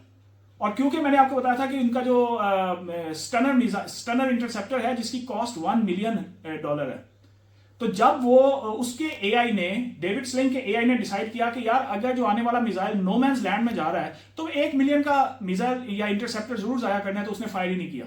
So this was second type of attack on that David sling. तो बहरहाल व्यूअर्स, दीज टू थिंग्स जो मैंने आपको पहले बताई थी, these have been confirmed in the forensic report and IDF general inquiry. तो बहरहाल this was something to be shared with you for today. And again आपसे रिक्वेस्ट कि वो जो है, जो मैंने आपको कहा था कि कमेंट में प्लीज बताएं कि आपके ख्याल में क्या एआई को इतना एम्पावर करना चाहिए या नहीं। वैसे मैं सोच रहा हूँ कि इसके ऊपर एक कम्युनिटी पोल भी चलाऊं, जिसमें मैं ऑप्शंस दूंगा कि so that you can pick one of them, so that हमें पता चले कि हम, और उस पोल का जो रिजल्ट भी हम अपने इसमें डिस्कस करेंगे। तो बहरहाल viewers, thank you very much for staying with me. और फिर जाने से पहले आपसे रिक्वेस्ट कि प्लीज़ चैनल को सब्सक्राइब करें, और अगर वीडियो अच्छी लगे तो इसको लाइक और शेयर भी कर दिया करें, ताकि जो है वो जितना मैक्सिमम बेनिफिट होता है ले सकें लोग। व्यूअर्स, आज मैं आपके लिए 3 ऐसी इंफॉर्मेशन लेके आया हूँ जो आपने शायद सोशल मीडिया पे या हमारी जो वैसे मीडिया चल रहा है उसके ऊपर नहीं सुनी होंगी। वो 3 इंफॉर्मेशन है कि एफबीआई के डायरेक्टर जो है उसके अकाउंट्स हैक हो गए, ईरानियंस ने उसके अकाउंट हैक किए हैं। उसके अलावा जो है वो अशदोद पोर्ट है एक इसराइल की, उसको बिल्कुल जैम कर दिया ईरानियंस ने। और उसके अलावा जो एक बहुत इंपॉर्टेंट इंफॉर्मेशन है उसको कहते हैं शेल्टर सिंक अटैक, जो कि ईरानियंस ने किया है इसराइल के ऊपर। सो ये तीनों जो है वो साइबर अटैक्स हैं, और इन तीनों के ऊपर आज हम डिटेल में डिस्कस करेंगे और आपको उसके बारे में बताएंगे कि क्या हुआ। लेकिन वो डिस्कस करने से पहले आपसे रिक्वेस्ट कि प्लीज़ चैनल को सब्सक्राइब करें, और अगर वीडियो अच्छी लगे तो इसको लाइक एंड शेयर भी किया करें। तो चलते हैं अपनी पहली खबर की तरफ, जो है एक्चुअली यूएस के सब लॉ एनफोर्समेंट में सबसे बड़े जो ऑफिसर समझे जाते हैं, डायरेक्टर एफबीआई पटेल साहब हैं, काश पटेल। उनका पर्सनल जीमेल अकाउंट जो है वो हैक हो गया, और हंडाला ग्रुप ने इसको क्लेम किया है, और उसके 300 ईमेल्स उन्होंने लीक कर दिए हैं डार्क वेब के ऊपर। और 300 ईमेल जो उन्होंने लीक किए हैं वो भी एक्चुअली 2 फेजेस में किए हैं। सबसे पहले उन्होंने लीक की उसकी पर्सनल पिक्चर्स जो उसके अकाउंट से चोरी की हुई, जिसमें वो कहीं पे सिगार पी रहा है, कहीं पे सेल्फीज हैं, और ये वो just normal pictures, just to gain attention. अब साइकोलॉजिकली भी इसको देखें कि ये बेसिकली उन्होंने फेज 1 में उसकी पर्सनल फोटोग्राफ्स लीक की just to gain attention of the media, और सेकेंड फेज के अंदर उसकी सीवी, और on top of that Lockheed Martin जो है वो यूएस की एक बहुत बड़ी वेपनरी की कंपनी है, उसके साथ उसकी जो करस्पॉन्डेंस थी उसकी 28 ईमेल्स उन्होंने लीक कर दी। सो बेसिकली ये समझे, और साथ ही उन्होंने क्लेम किया कि जनाब ये उस चीज का बदला है जो एफबीआई ने या यूनाइटेड स्टेट्स ने हंडाला ग्रुप की डोमेन्स बैन की हैं। सो लुक एट दैट कि जनाब, जैसे जो मैंने आपको शायद 1-2 वीलॉग्स पहले कहा था कि जी ईरान ने ऐलान किया है कि आंख के बदले आंख, कान के बदले कान, तो वो बेसिकली वही काम कर रहे हैं कि एफबीआई ने, यूएस ने हंडाला ग्रुप की डोमेन्स बैन की। हंडाला ने जवाबन कहीं पे ऑफिशियल उस पर टारगेट नहीं किया, उन्होंने सॉफ्ट टारगेट ट्रेस किया। और इसको समझें कि ये उन्होंने कोई जो है वो मोस्ट सिक्योर जो नेटवर्क था उसको टारगेट नहीं किया। उन्होंने बताने की कोशिश की है कि हम तुम्हें हर जगह हिट कर सकते हैं, हम तुम्हें वहां हिट करेंगे जहां पे तुमने सोचा नहीं होगा। And that is a truth कि एफबीआई के डायरेक्टर ने कभी ये नहीं सोचा होगा कि मेरे पर्सनल अकाउंट को कोई वॉर जोन के अंदर, वॉर के टाइम के अंदर कोई मेरे पर्सनल चीजों को भी छेड़ेगा। अब दूसरी चीज जो हुई है, ईरान ने अटैक किया, ईरान के वही हंडाला ग्रुप बेसिकली, आप इसको समझें। और ये भी आपको बताता चलूं कि हंडाला ग्रुप को के बारे में एफबीआई ने एक एलामिया जारी किया है जिसको कहते हैं हेड मनी लगा दी है कि हंडाला ग्रुप की कोई इंफॉर्मेशन अगर कोई बंदा हमें देगा तो उसको जो है वो सीगा राज में भी रखा जाएगा और उसको इनाम भी दिया जाएगा। सो लुक एट द मैग्नीट्यूड कि एफबीआई तक जो है वो परेशान हो गया कि यार ये हंडाला ग्रुप है कौन, कहां से आया। हालांकि उसके बारे में ये फोरेंसिकली मैंने आपको पिछले व्लॉग में आपने बताया था कि ये आईपी एड्रेसेस की और रिवर्स इंजीनियरिंग के जरिए ये साबित हो गया है कि this hacker group is actually जो उसके C2 सर्वर्स हैं, कमांड एंड कंट्रोल सर्वर्स के जो आईपी एड्रेसेस हैं, those are linked with Iranian intelligentsia कह लें या जो भी उसको आप नाम दे लें, तो बेसिकली ये नोन ग्रुप है, ऑलरेडी एपीटी ग्रुप के अंदर ही आता है, एडवांस प्रेसिडेंटेड थ्रेट ग्रुप है ये। तो लेकिन बहरहाल इसके साथ साथ जो उन्होंने एक अगला अटैक किया, जो सेकंड टाइप ऑफ अटैक है, that is bunker sink attack. अब बंकर सिंक अटैक समझे, मैंने आपको पहले बताया था पिछले वीलॉग में या और पिछले 1-2 वीलॉग से मैं उसको डिस्कस कर रहा हूँ। वो था रेड अलर्ट ऐप हैक जो की थी ईरानियन ने और रशियन लेगान ने। वो तो एक डिफरेंट ऐप थी, लेकिन अब जो उन्होंने किया उसमें उन्होंने किया था कि उनके जीपीएस लोकेशन ट्रेस करके और उसको हिट किया। अब उन्होंने उससे भी अगला काम किया। दोनों का फर्क समझें कि रेड अलर्ट ऐप के अंदर यह हुआ था कि उनको एक अपडेट का मैसेज आया, उन्होंने जैसे ही अपडेट अपनी ऐप को किया तो एक ट्रोजन इंस्टॉल हो गया। लेकिन यह एक यूनिक टाइप ऑफ अटैक था जिसमें जब मिसाइल जो है वो हिट होने वाले थे, सायरन बज गए, लोग शेल्टर की तरफ जा रहे हैं और उस दौरान उनको जो है वो एक मैसेज रिसीव हुआ कि जनाब आप अपने जो है वो सेफ शेल्टर की तरफ जाने के लिए इस लिंक को क्लिक करें, मैं आपको मैप दिखाऊंगा कि आपने कहां जाना है। तो आप सोचें psychologically, this is a psychological and cyber warfare. 5th generation war, मैं इसको एम ही नहीं कह रहा पिछले इतने अरसे से, कि जिसमें हर किस्म के टैक्टिक्स यूज हो रहे हैं एक दूसरे से को रिलेट करने के लिए, एक दूसरे को कोलैबोरेट करने के लिए। सो इसमें एक बंदा अपनी जान बचाने के लिए, मिसाइल अलर्ट आ रहा है हिट करने के लिए, वो शेल्टर की तरफ जा रहा है और उसको उसी टाइम एक मैसेज आया कि जनाब आपने शेल्टर की तरफ जाना है, सेफ बंकर की तरफ जाना है, तो इस लिंक को क्लिक करें, मैं आपको मैप दिखाऊंगा। और वो जब उसने मैप पे क्लिक किया तो एक्चुअली वो मैप नहीं खुला उस शेल्टर का या उस बंकर का, एक ट्रोजन इंस्टॉल हो गया। और कुड यू बिलीव कि वो ट्रोजन ने किया क्या? उस ट्रोजन ने उनके मोबाइल फोन्स के माइक्रोफोन्स का और कैमरे को की कंप्लीट एक्सेस ले ली। अब आ जाएं एशनोद पोर्ट की तरफ। ये मैंने आपको बताया था कि जब मैंने एक वीलॉग, अगर आप मेरे उसमें प्लेलिस्ट में जाएंगे तो आपको मिल जाएगा कि जीपीएस जैम या जो है इस किस्म की कोई चीज़ आपको वीडियो मिल जाएंगी, जिसमें मैंने आपको बताया था कि जी उन्होंने पोर्ट्स को जैम कर दिया। और ये एशनोद पोर्ट इसराइल की ईरानियंस ने कंप्लीट उसका जो नेटवर्क था, उसका पूरा सिस्टम जो है उसके ऊपर कब्जा करके बैठ गए। अब आप समझे इस चीज को कि एक गेट के ऊपर अगर फर्ज करें कि आपके जो है वो 500 लोग, एक ऑफिस है, सरकारी ऑफिस के अंदर गेट के ऊपर 500 गाड़ियां एंट्री के लिए आ गई हैं, तो जाहिर है वहां पे एक पूरी लाइन बन जाएगी, पूरी चौक हो जाएगी। और यही किया उन्होंने एशनोद पोर्ट के ऊपर, जिसमें उसके सिस्टम पे इंफॉर्मेशन ये आ रही है कि जी पोर्ट के ऊपर फॉर एग्जांपल 5000 शिप्स आ गए हैं बाहर और उनको अनलोड करना है, उनमें रिफ्यूलिंग करनी है, उनमें यह करना है, उनमें रीलोडिंग करनी है और पूरा उनको प्रोसेस चलाना है। रिजल्टेंटली क्या हुआ कि पूरे पूरे पोर्ट का जो है सिस्टम जो है वही बैठ गया और कोई काम नहीं हो सका। एक तरह का जैम हो गया, ट्रैफिक जैम हो गई। वो ट्रैफिक बेसिकली पोर्ट की ट्रैफिक थी, जो इनकमिंग ट्रैफिक थी, वो स्पूफ थी, जाली ट्रैफिक शो करके और पूरे सिस्टम को बिठा दिया। सो अब जो है वो सिर्फ ये नहीं है कि मिसाइल हिट करो और जान छुड़ाओ, no, it is a complete psychological war, जिसमें आपने और बेसिकली इसका मकसद समझें कि अवाम में और गवर्नमेंट में या लॉ एनफोर्समेंट में वो ट्रस्ट डेफिसिट पैदा करना है कि क्या वो उसको रोक सकते हैं या नहीं रोक सकते, क्या हम पे हमला हो रहा है या नहीं हो रहा, हो सकता भी है या नहीं हो सकता। क्योंकि इससे पहले आपको पता है कि ये कॉन्सेप्ट था कि इसराइल जो है वो अनटचेबल है। सो उस मिथ को तोड़ा है, वो मिथ अब टूट चुका है और ये सब कुछ हो रहा है। दोनों साइडों से साइबर अटैक्स साइमल्टेनियसली हो रहे हैं, बैक एंड फोर्थ हो रहे हैं, एक दूसरे के जवाब में हो रहे हैं। और इस सब कुछ का जो हल है, again, that is agentic AI.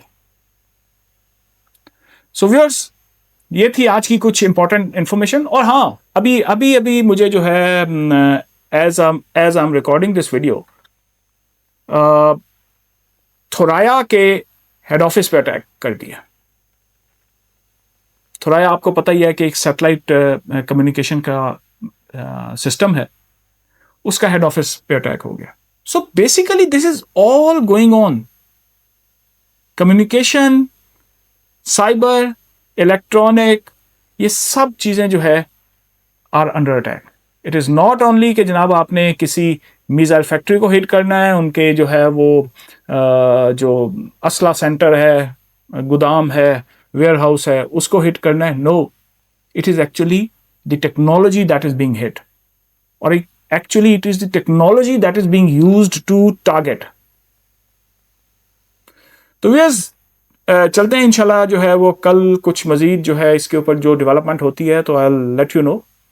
तो तब तक के लिए थैंक यू वेरी मच, और अगेन रिक्वेस्ट कि प्लीज़ चैनल को सब्सक्राइब करें, और अगर वीडियो अच्छी लगे तो इसको लाइक एंड शेयर किया करें ताकि जो है मैक्सिमम लोगों तक की इंफॉर्मेशन पहुंच सके। थैंक यू जी। तो व्यूअर्स, डोनाल्ड ट्रंप ने तो सिर्फ स्टोन एज में भेजने का एक धमकी दी 3 हफ्ते के अंदर कि हम 3 हफ्ते में ईरान को स्टोन एज में भेज देंगे, लेकिन ईरान ने इंतजार नहीं किया। ईरान ने फौरन रिटेलिएट किया और अमेरिका के डिजिटल वर्ल्ड को स्टोन एज में भेजना शुरू कर दिया। ईरान की 8 बजे की जो डेडलाइन थी वो खत्म हो गई, और उसके बाद उसने अटैक करना शुरू कर दिया। AWS के डेटा सेंटर से लेके इसराइल के टेलीविजन नेटवर्क तक ईरान के हैकर्स ने रिटेलिएशन में हैकिंग की।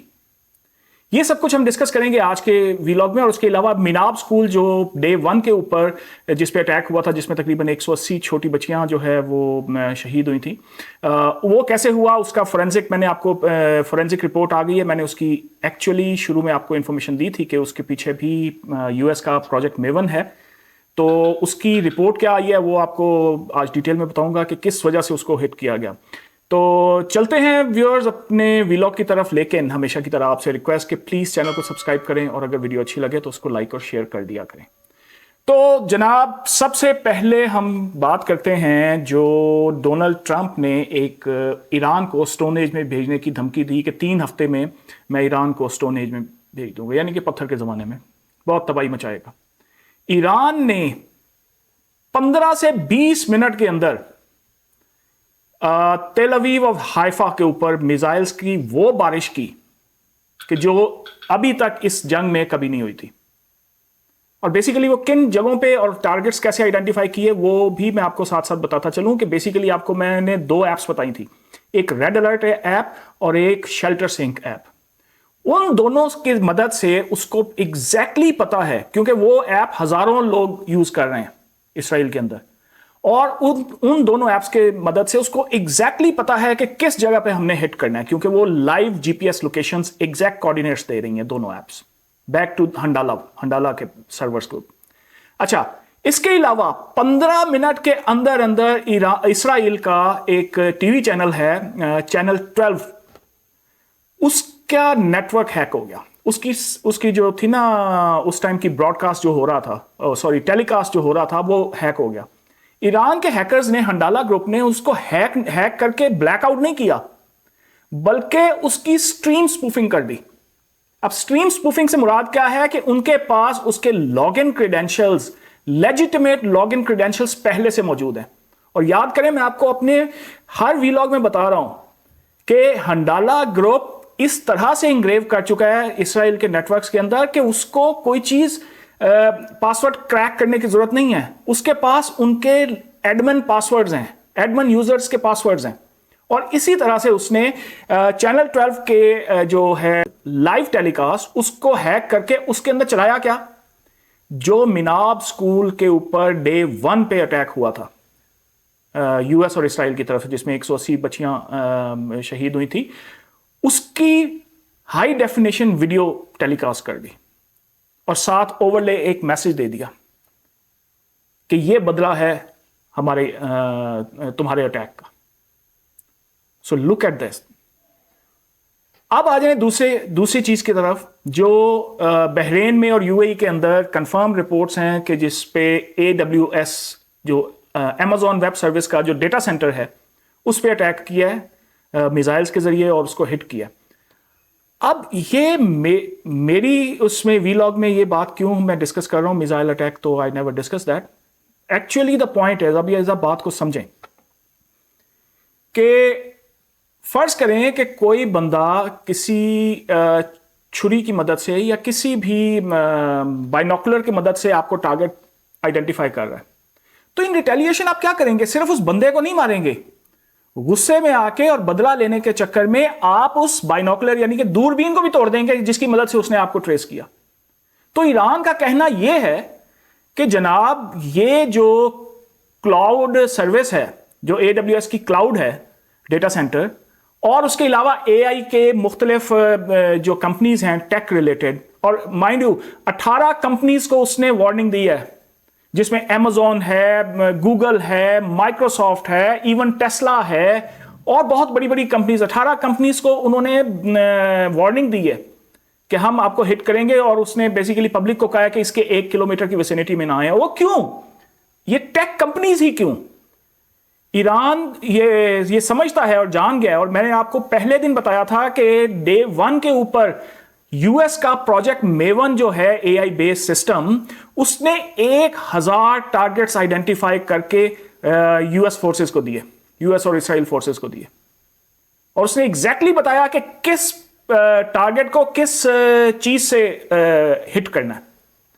और अब वो प्रूव हो गया, अब ये ईरान को पता चल गया कि उसके पीछे जो है वो पैलेंटीर प्लेटफॉर्म के ऊपर क्लाउड AI था, और जो है वो डेटा सेंटर्स बेसिकली अब उसको, और लारजानी साहब का जो हिट हुआ वो भी मैंने आपको बताया था कि प्रोजेक्ट मेवन के जरिए उन्होंने आइडेंटिफाई किया। सो ईरान अब एक्चुअली ये कह रहा है कि जिस AI प्लेटफॉर्म, जिस AI एल्गोरिदम और जिस टेक्नोलॉजी के जरिए आप हमें टारगेट कर रहे हो, हम उसी का सर कुचल देंगे, और इसलिए वो उन टेक कंपनीज को अब टारगेट कर रहा है। अच्छा, एक साइड पे वो ये, अब इसका असर देखें कि बेसिकली ये जो आजकल ये क्लाउड सर्विसेज हैं, ये बेसिकली डिजिटल वर्ल्ड का ब्रेन है। अगर उस ब्रेन को ही हिट कर दिया गया तो जरा सोचें कि डिजिटल वर्ल्ड में कितनी चीजें चेंज होंगी। आप जस्ट इमेजिन करें कि आप ATM पे पैसे लेने गए हैं, वो मशीन के ऊपर घूमी जा रहा है, प्रोसेसिंग, लेकिन हो कुछ नहीं रहा।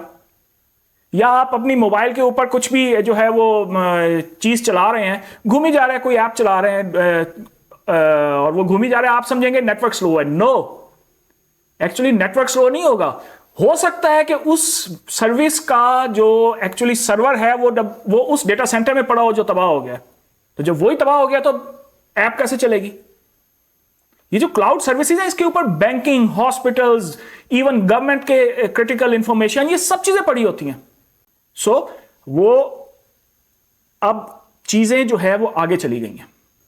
अब आ जाए तीसरी चीज की तरफ, जो मैंने आपको प्रोजेक्ट मेवन के बारे में बताया। अब जरा इसका कनेक्शन मिनाब स्कूल के साथ मैं आपको एस्टैब्लिश कर दूं।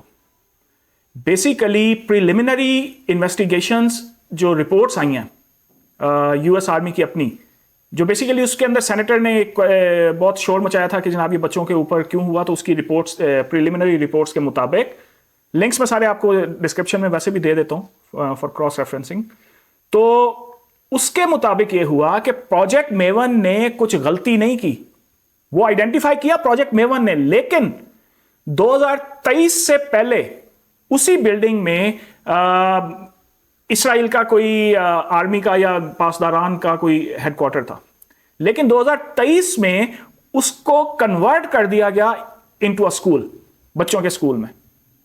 लेकिन जो प्रोजेक्ट मेवन के पास मैप था वो 2022 का था, वो अपडेट नहीं हुआ था, और इसीलिए प्रोजेक्ट मेवन ने, उसका जो AI एल्गोरिदम है, उसने अपने अवेलेबल डेटा के ऊपर ये आइडेंटिफाई किया कि this is a prime target. और जो मैंने आपको अभी थोड़ी देर पहले भी बताया और अपने पिछले व्लॉग्स में भी बताया कि प्रोजेक्ट मेवन ने पहले 24 घंटे में 1000 टारगेट्स आइडेंटिफाई करके दिए थे, उनमें से एक ये भी था। So basically this is not failure of AI, again we can not blame AI, this is failure of data which was fed to AI। So और इससे एक चीज़ और भी अब साबित होती है कि जो मैंने आपको शुरू में इंफॉर्मेशन दी थी कि वो सारे के सारे टारगेट्स जो हैं वो प्रोजेक्ट मेवन ने आइडेंटिफाई किए, अब उन्होंने खुद भी बता दिया कि प्रोजेक्ट मेवन ने गलत मैप की वजह से वो गलत टारगेट आइडेंटिफाई किया। तो व्यूअर्स जो है ये थी कुछ आज तक की इंपॉर्टेंट इन्फॉर्मेशन, और ये आप ध्यान में रखें कि मैं जो चीज़ें आपको बताता हूँ आगे चल के वैसे वैसे उसकी फोरेंसिक रिपोर्ट्स भी आती जाती हैं और एक्सेप्टेंस भी आती जाती है। तो thank you very much for staying with me today, और जाने से पहले आपसे फिर रिक्वेस्ट कि प्लीज़ चैनल को सब्सक्राइब करें, और अगर वीडियो अच्छी लगी हो तो इसको लाइक और शेयर कर दें। थैंक यू जी। तो व्यूअर्स, ईरान इसराइल वॉर जो है वो क्लाउड से निकल के अब ग्रिड स्टेशन तक पहुंच गई है। ट्रिपल टैप एआई फेलियर हो जिसमें 175 मिनाब की बच्चियां शहीद हुई, या वो वाला अटैक हो जिसमें आयरन डोम के ब्लूप्रिंट्स लीक हो रहे हैं, ये सब जो है अब रियल वर्ल्ड में साइबर वॉर बन गया हुआ है। अगर आप भी ये समझ रहे हैं कि आप इसलिए सेफ हैं क्योंकि आप बॉर्डर पे नहीं हैं, तो ये ऐसा नहीं है। अब जंग आपकी जेब तक पहुंच गई है। यही सब चीजें आज हम डिस्कस करेंगे आज के व्लॉग में, लेकिन आगे चलने से पहले आपसे रिक्वेस्ट कि प्लीज चैनल को सब्सक्राइब करें, और अगर वीडियो अच्छी लगे तो उसको लाइक एंड शेयर करें। तो चलते हैं अपनी पहली खबर की तरफ जी, जो मैंने आपको लास्ट टाइम बताया था, द मेवन प्रोजेक्ट यूएस का, उसकी फोरेंसिक शुरू हो गई है, उसके ऊपर इंक्वायरी शुरू हो गई है कि उसका फेलियर क्यों हुआ। ये मैंने आपको लास्ट टाइम बताया था, उसमें फर्दर डेवलपमेंट हुई है। बेसिकली अब इसको ट्रिपल टैप अटैक कहा जा रहा है, क्योंकि बेसिकली हुआ क्या, मैंने आपको बताया था कि प्रोजेक्ट मेवन का जो एआई सिस्टम था, उसके पास जो मैप्स थे ऑन ग्राउंड, उसके मुताबिक वो स्कूल एक ईरान की आर्मी का हेडक्वार्टर था, नेवल हेडक्वार्टर कह लें। तो बेसिकली वो उसके पास मैप 2022 का था, जबकि 2023 में उसको चेंज कर दिया गया था इनटू अ स्कूल, और वो मैप किसी ने मेवन को अपडेट नहीं किया था। उसी के मुताबिक मैंने आपको लास्ट टाइम बताया था कि प्रोजेक्ट मेवन ने आइडेंटिफाई किया उसको एज ए मिलिट्री टारगेट, और इसीलिए वहां पे हिट हुआ। अब जो डेवलपमेंट आई है कि this was a 3 time attack, triple tap इसको कहते हैं। तो बेसिकली हुआ क्या, जब पहला मिसाइल हिट हुआ तो बच्चे इवैक्यूएट करके उनकी जो एक प्रेयर वाली जगह थी, मस्जिद कह लें, उनको मस्जिद में शिफ्ट किया गया। तो क्योंकि प्रोजेक्ट मेवन, मैंने आपको हमेशा से बता रहा हूं कि वो तकरीबन 150 लाइव चैनल्स को मॉनिटर कर रहा होता है, तो उनमें से जब उसने थर्मल इमेजेस को देखा, लाइव इमेजेस को, तो उसने देखा कि कुछ ह्यूमन बीइंग मूव होके एक जगह पे पहुंचे। अब जो मेवन का जो एआई एल्गोरिदम है, उसको यह बताया गया है कि किसी भी टारगेट को कंप्लीटली डिस्ट्रॉय करना है। सो उसने ऑटोमेटिकली 2 और मिसाइल्स हिट कर दिए उस जगह पे जहां पे बच्चों को शेल्टर दिया गया था, जिसकी वजह से वो टोटल डिजास्टर हो गया। अब ये फेलियर एआई का नहीं है, ये फेलियर प्रोजेक्ट मेवन का मैल फंक्शन नहीं है, बल्कि ये फेलियर है उन मैप्स का, उन ह्यूमन बीइंग्स का जो उसको डेटा फीड कर रहे हैं। सो अभी इसके ऊपर और जो है वो प्रोग्रेस हो रही है इस इंक्वायरी में, जो आती जाएगी मैं आपको बताता जाऊंगा। अब चलते हैं अगला, जो मास्टरपीस किया है हंडाला ने। हंडाला आपको पता ही है, मैं आपको बता रहा हूं कि ये एक नॉन ईरानियन हैकर ग्रुप है। उसको कुछ लोग कहते हैं सपोर्टेड बाय इंटेलिजेंस या जो भी है वो, लेकिन नॉन ईरानियन हैकर ग्रुप है, ये तो कंफर्म है। उन्होंने एक पीएसके विंड सॉफ्टवेयर कंपनी है जो कि आयरन डोम को टेक्निकल सपोर्ट देती है। टेक्निकल सपोर्ट क्या देती है, उनका सिस्टम रन करती है, बिल्कुल उसी तरह से जैसे प्रोजेक्ट मेवन चल रहा है क्लाउड के ऊपर, पैलेंटायर के क्लाउड के ऊपर, या मेरा लैपटॉप चलता है माइक्रोसॉफ्ट के ऊपर, इसी तरह से, और इसकी कोई सपोर्ट देता है माइक्रोसॉफ्ट, बिल्कुल इस तरह से जो इसराइल का आयरन डोम है उसको सपोर्ट देता है टेक्निकल एक कंपनी जिसका नाम पीएसके विंड है। सो अब इन्होंने ये किया है, पीएसके विंड्स के सिस्टम को हैक करके उसके अंदर से आयरन डोम की स्क्रीनशॉट्स लीक कर दी। कोई ईमेल लीक नहीं की, कोई कुछ नहीं किया। ये ऐसा नहीं है कि किसी की ईमेल चोरी करके, बल्कि उनके पीएसके विंड के सिस्टम के जरिए आयरन डोम की स्क्रीनशॉट्स इन्होंने लीक कर दी। So look at the smart play.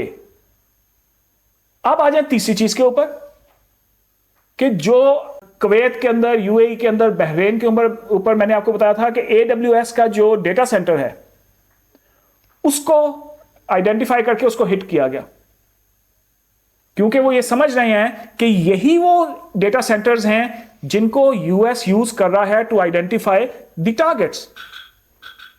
अब चीजें उससे आगे चली गई हैं।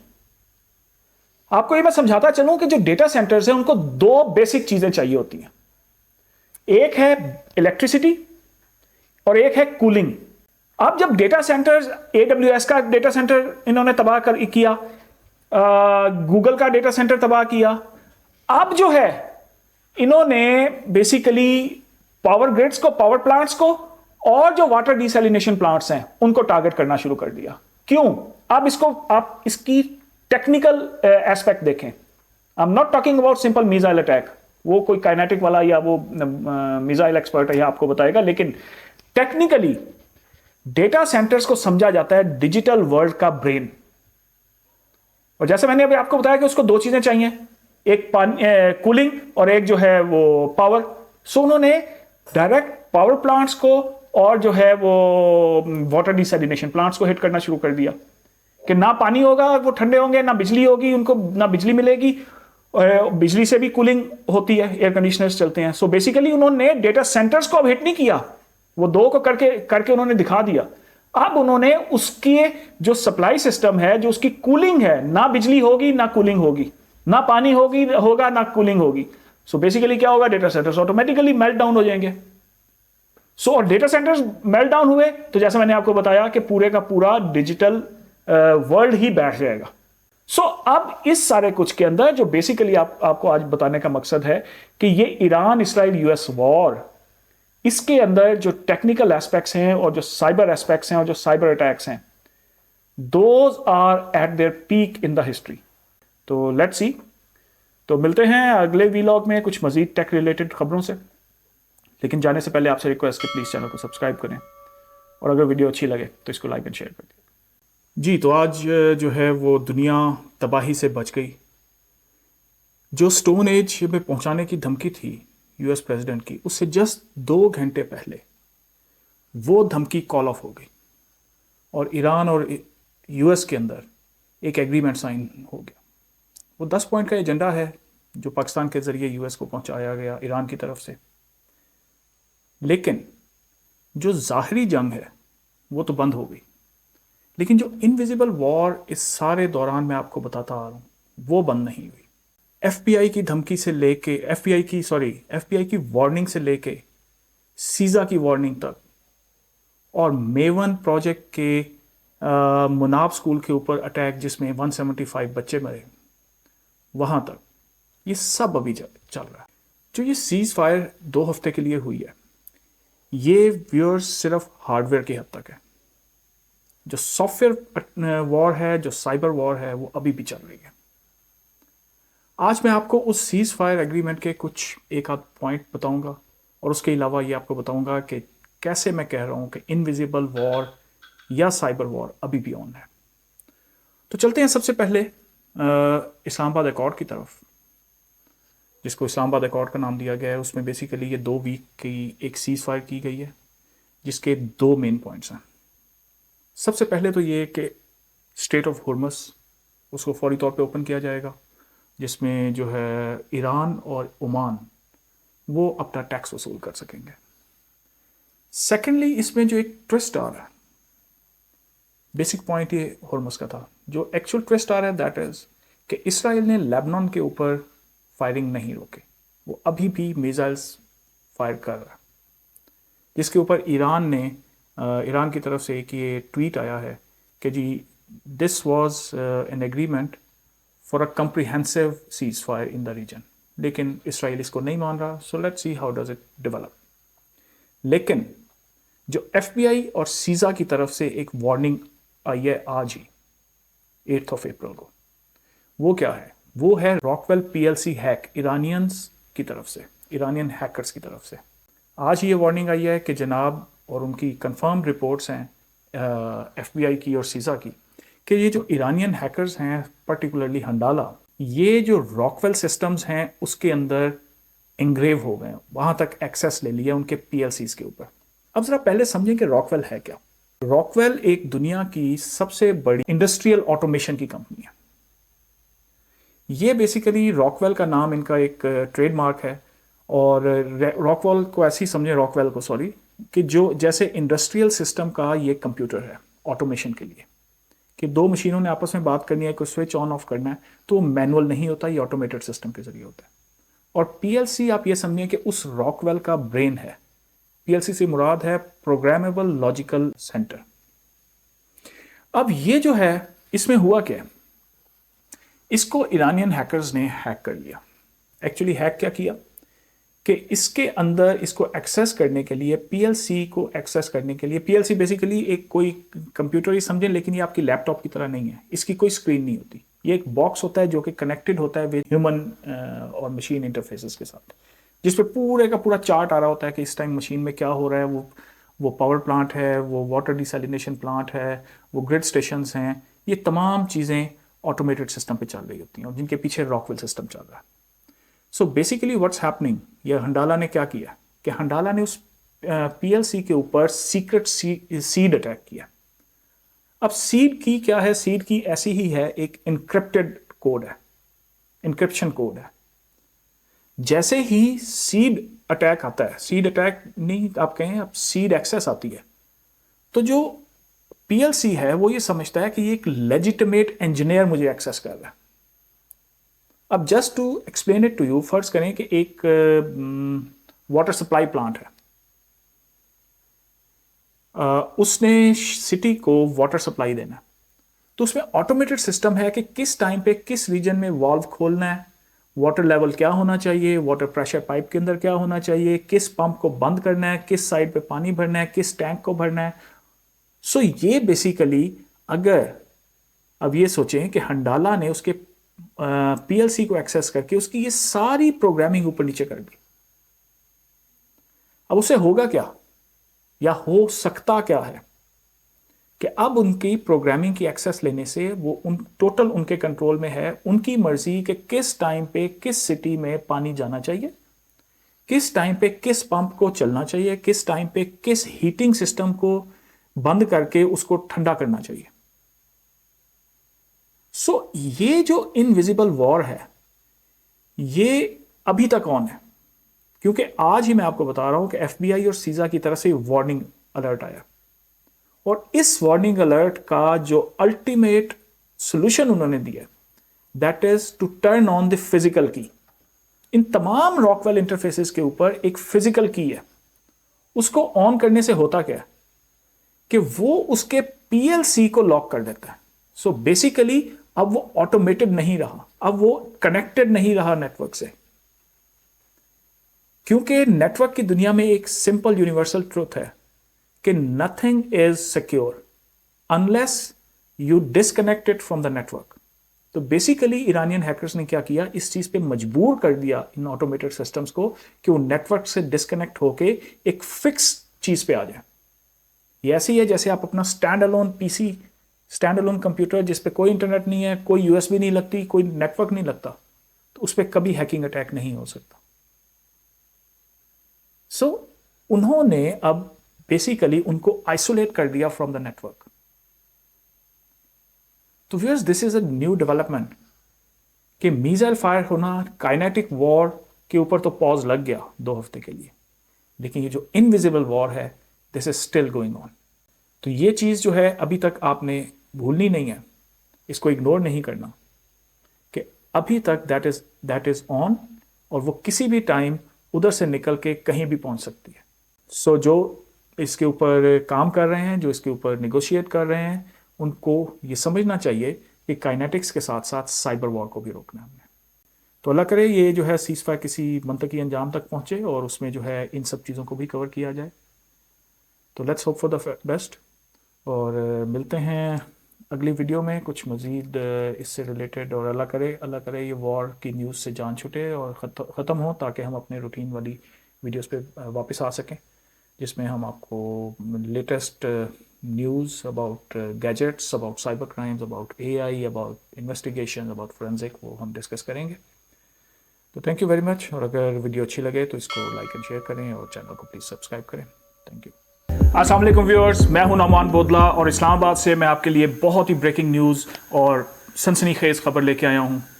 अब से कुछ ही देर पहले पाकिस्तानी टाइम के मुताबिक शाम के 7 बजे और जीएमटी के मुताबिक 2 बजे अमेरिका ने प्रेसिडेंट ट्रंप के कहने पे स्ट्रेट ऑफ हुर्मस की नाकाबंदी शुरू कर दी है, क्योंकि आपको पता है कि इस्लामाबाद में होने वाले मुज़ाकरात एक न्यूक्लियर इशू के ऊपर तकरीबन हॉल्ट हो गए थे। मैं उसको नाकाम नहीं कहता, हॉल्ट हो गए थे। और ईरान यूएस के मुताबिक उनकी नाकाबंदी में अब ईरान की बंदरगाह से आने वाला कोई भी जहाज़ उसको क्रॉस नहीं कर सकता, ना इनवर्ड ना आउटवर्ड। और उसी के साथ साथ अभी recently prime minister of Pakistan Shahbaz Sharif साहब का एक बयान आया है कि वो उम्मीद करते हैं कि इवन ये during the halt of this मुज़ाकरात सीज़ फायर कायम रहे। अब व्यूअर्स, इसमें जो कैच है वो ये है कि जो स्ट्रेट ऑफ हुर्मस बंद होने से बज़ाहिर तो फ्यूल बंद हो रहा है, लेकिन उस फ्यूल के बंद होने से होगा क्या? Energy crisis. एनर्जी क्राइसिस से क्या होगा? इलेक्ट्रिसिटी का शॉर्टफॉल, और इलेक्ट्रिसिटी शॉर्टफॉल से क्या होगा? हमारा इंटरनेट ब्लैकआउट। यही वजह है कि मैं आज आपको बताऊंगा कि आपके पास सही टेक्नोलॉजी होना, जो कि इस किस्म के बहरानों में, इंटरनेट ब्लैकआउट्स के अंदर किस तरह से आपके लिए ज़रूरी है। और इसी सिलसिले में मैं आपसे आज शॉमी या जोमी, हमारे इधर जो एक कंपनी है सेलफोन्स की, उनका जो अल्ट्रा 17 मॉडल आ रहा है, शॉमी 17 अल्ट्रा, वो किस तरह से इस किस्म के बहरानों में आपके लिए हेल्पफुल होगा, वो आज हम डिस्कस करेंगे। लेकिन वीडियो में आगे चलने से पहले आपसे रिक्वेस्ट कि प्लीज़ चैनल को सब्सक्राइब करें, और अगर वीडियो अच्छी लगे तो इसको लाइक एंड शेयर करें।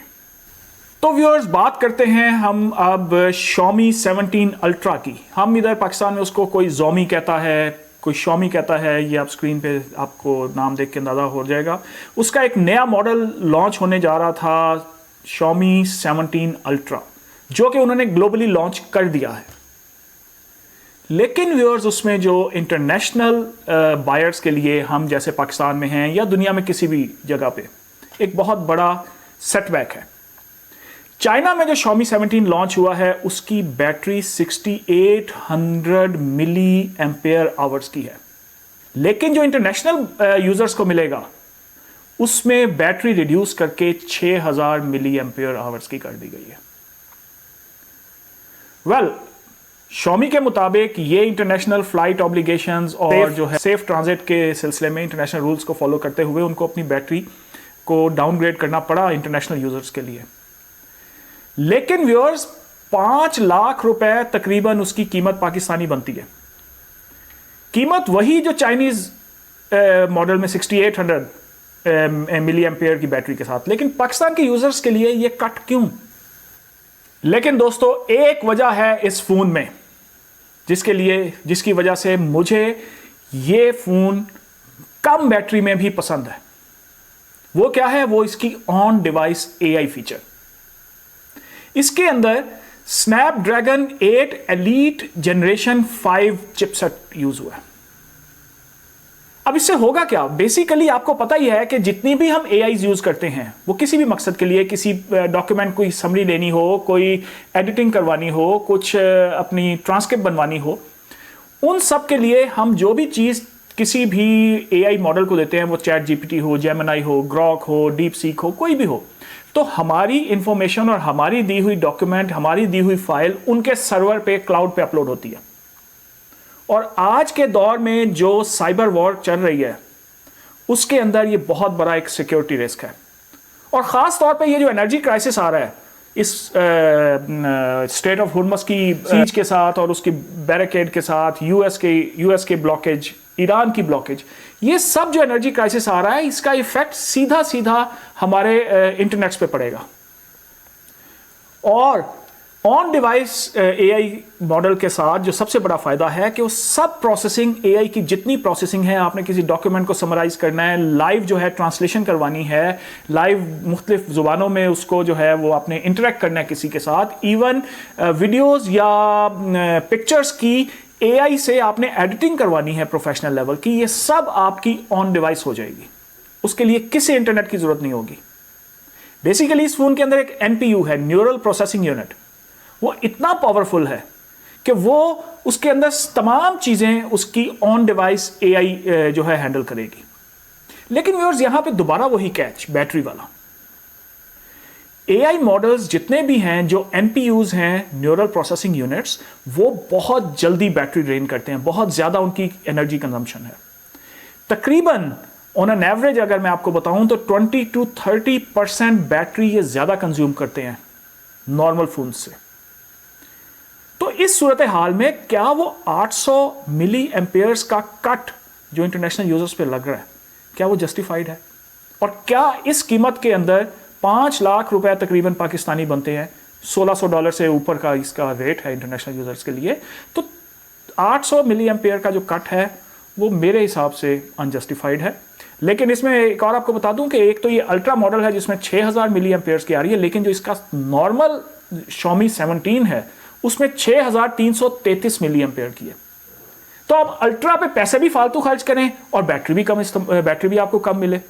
लेकिन ये याद रखना है 6000 मिली एम्पेयर बहुत ज्यादा लग रही है, लेकिन ऑन डिवाइस एआई की वजह से ये बहुत ज्यादा नहीं है, बल्कि शायद ये ड्रैग करेगी ड्यूरिंग द डे।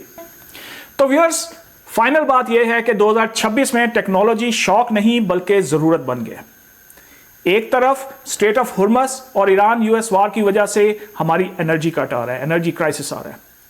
तो दूसरी तरफ जो मोबाइल कंपनीज हैं वो हमें ऑन डिवाइस फीचर्स तो दे रही हैं, लेकिन उसको कंज्यूम करने के लिए जो फ्यूल चाहिए यानी कि बैटरी, उस पर कट लग रहा है। तो व्यूअर्स, आज के मेरे 2 सवाल आपसे ये हैं कि क्या आप Xiaomi की ऑन डिवाइस एआई की वजह से अभी भी Xiaomi को परचेज करना चाहेंगे, या आप उसके बैटरी कट की वजह से, कम बैटरी इंटरनेशनल यूजर्स को मिलने की वजह से आप अपना जहन बदल देंगे?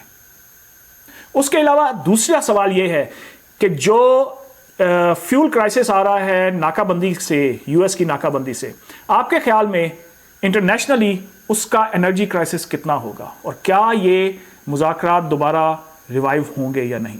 कमेंट्स में ज़रूर अपनी राय से मुझे वाज़ेह कीजिएगा, और प्लीज़ चैनल को सब्सक्राइब करें, क्योंकि अगली वीडियो में मैं Xiaomi 17 के कैमरे को इन डेप्थ डिस्कस करने जा रहा हूँ।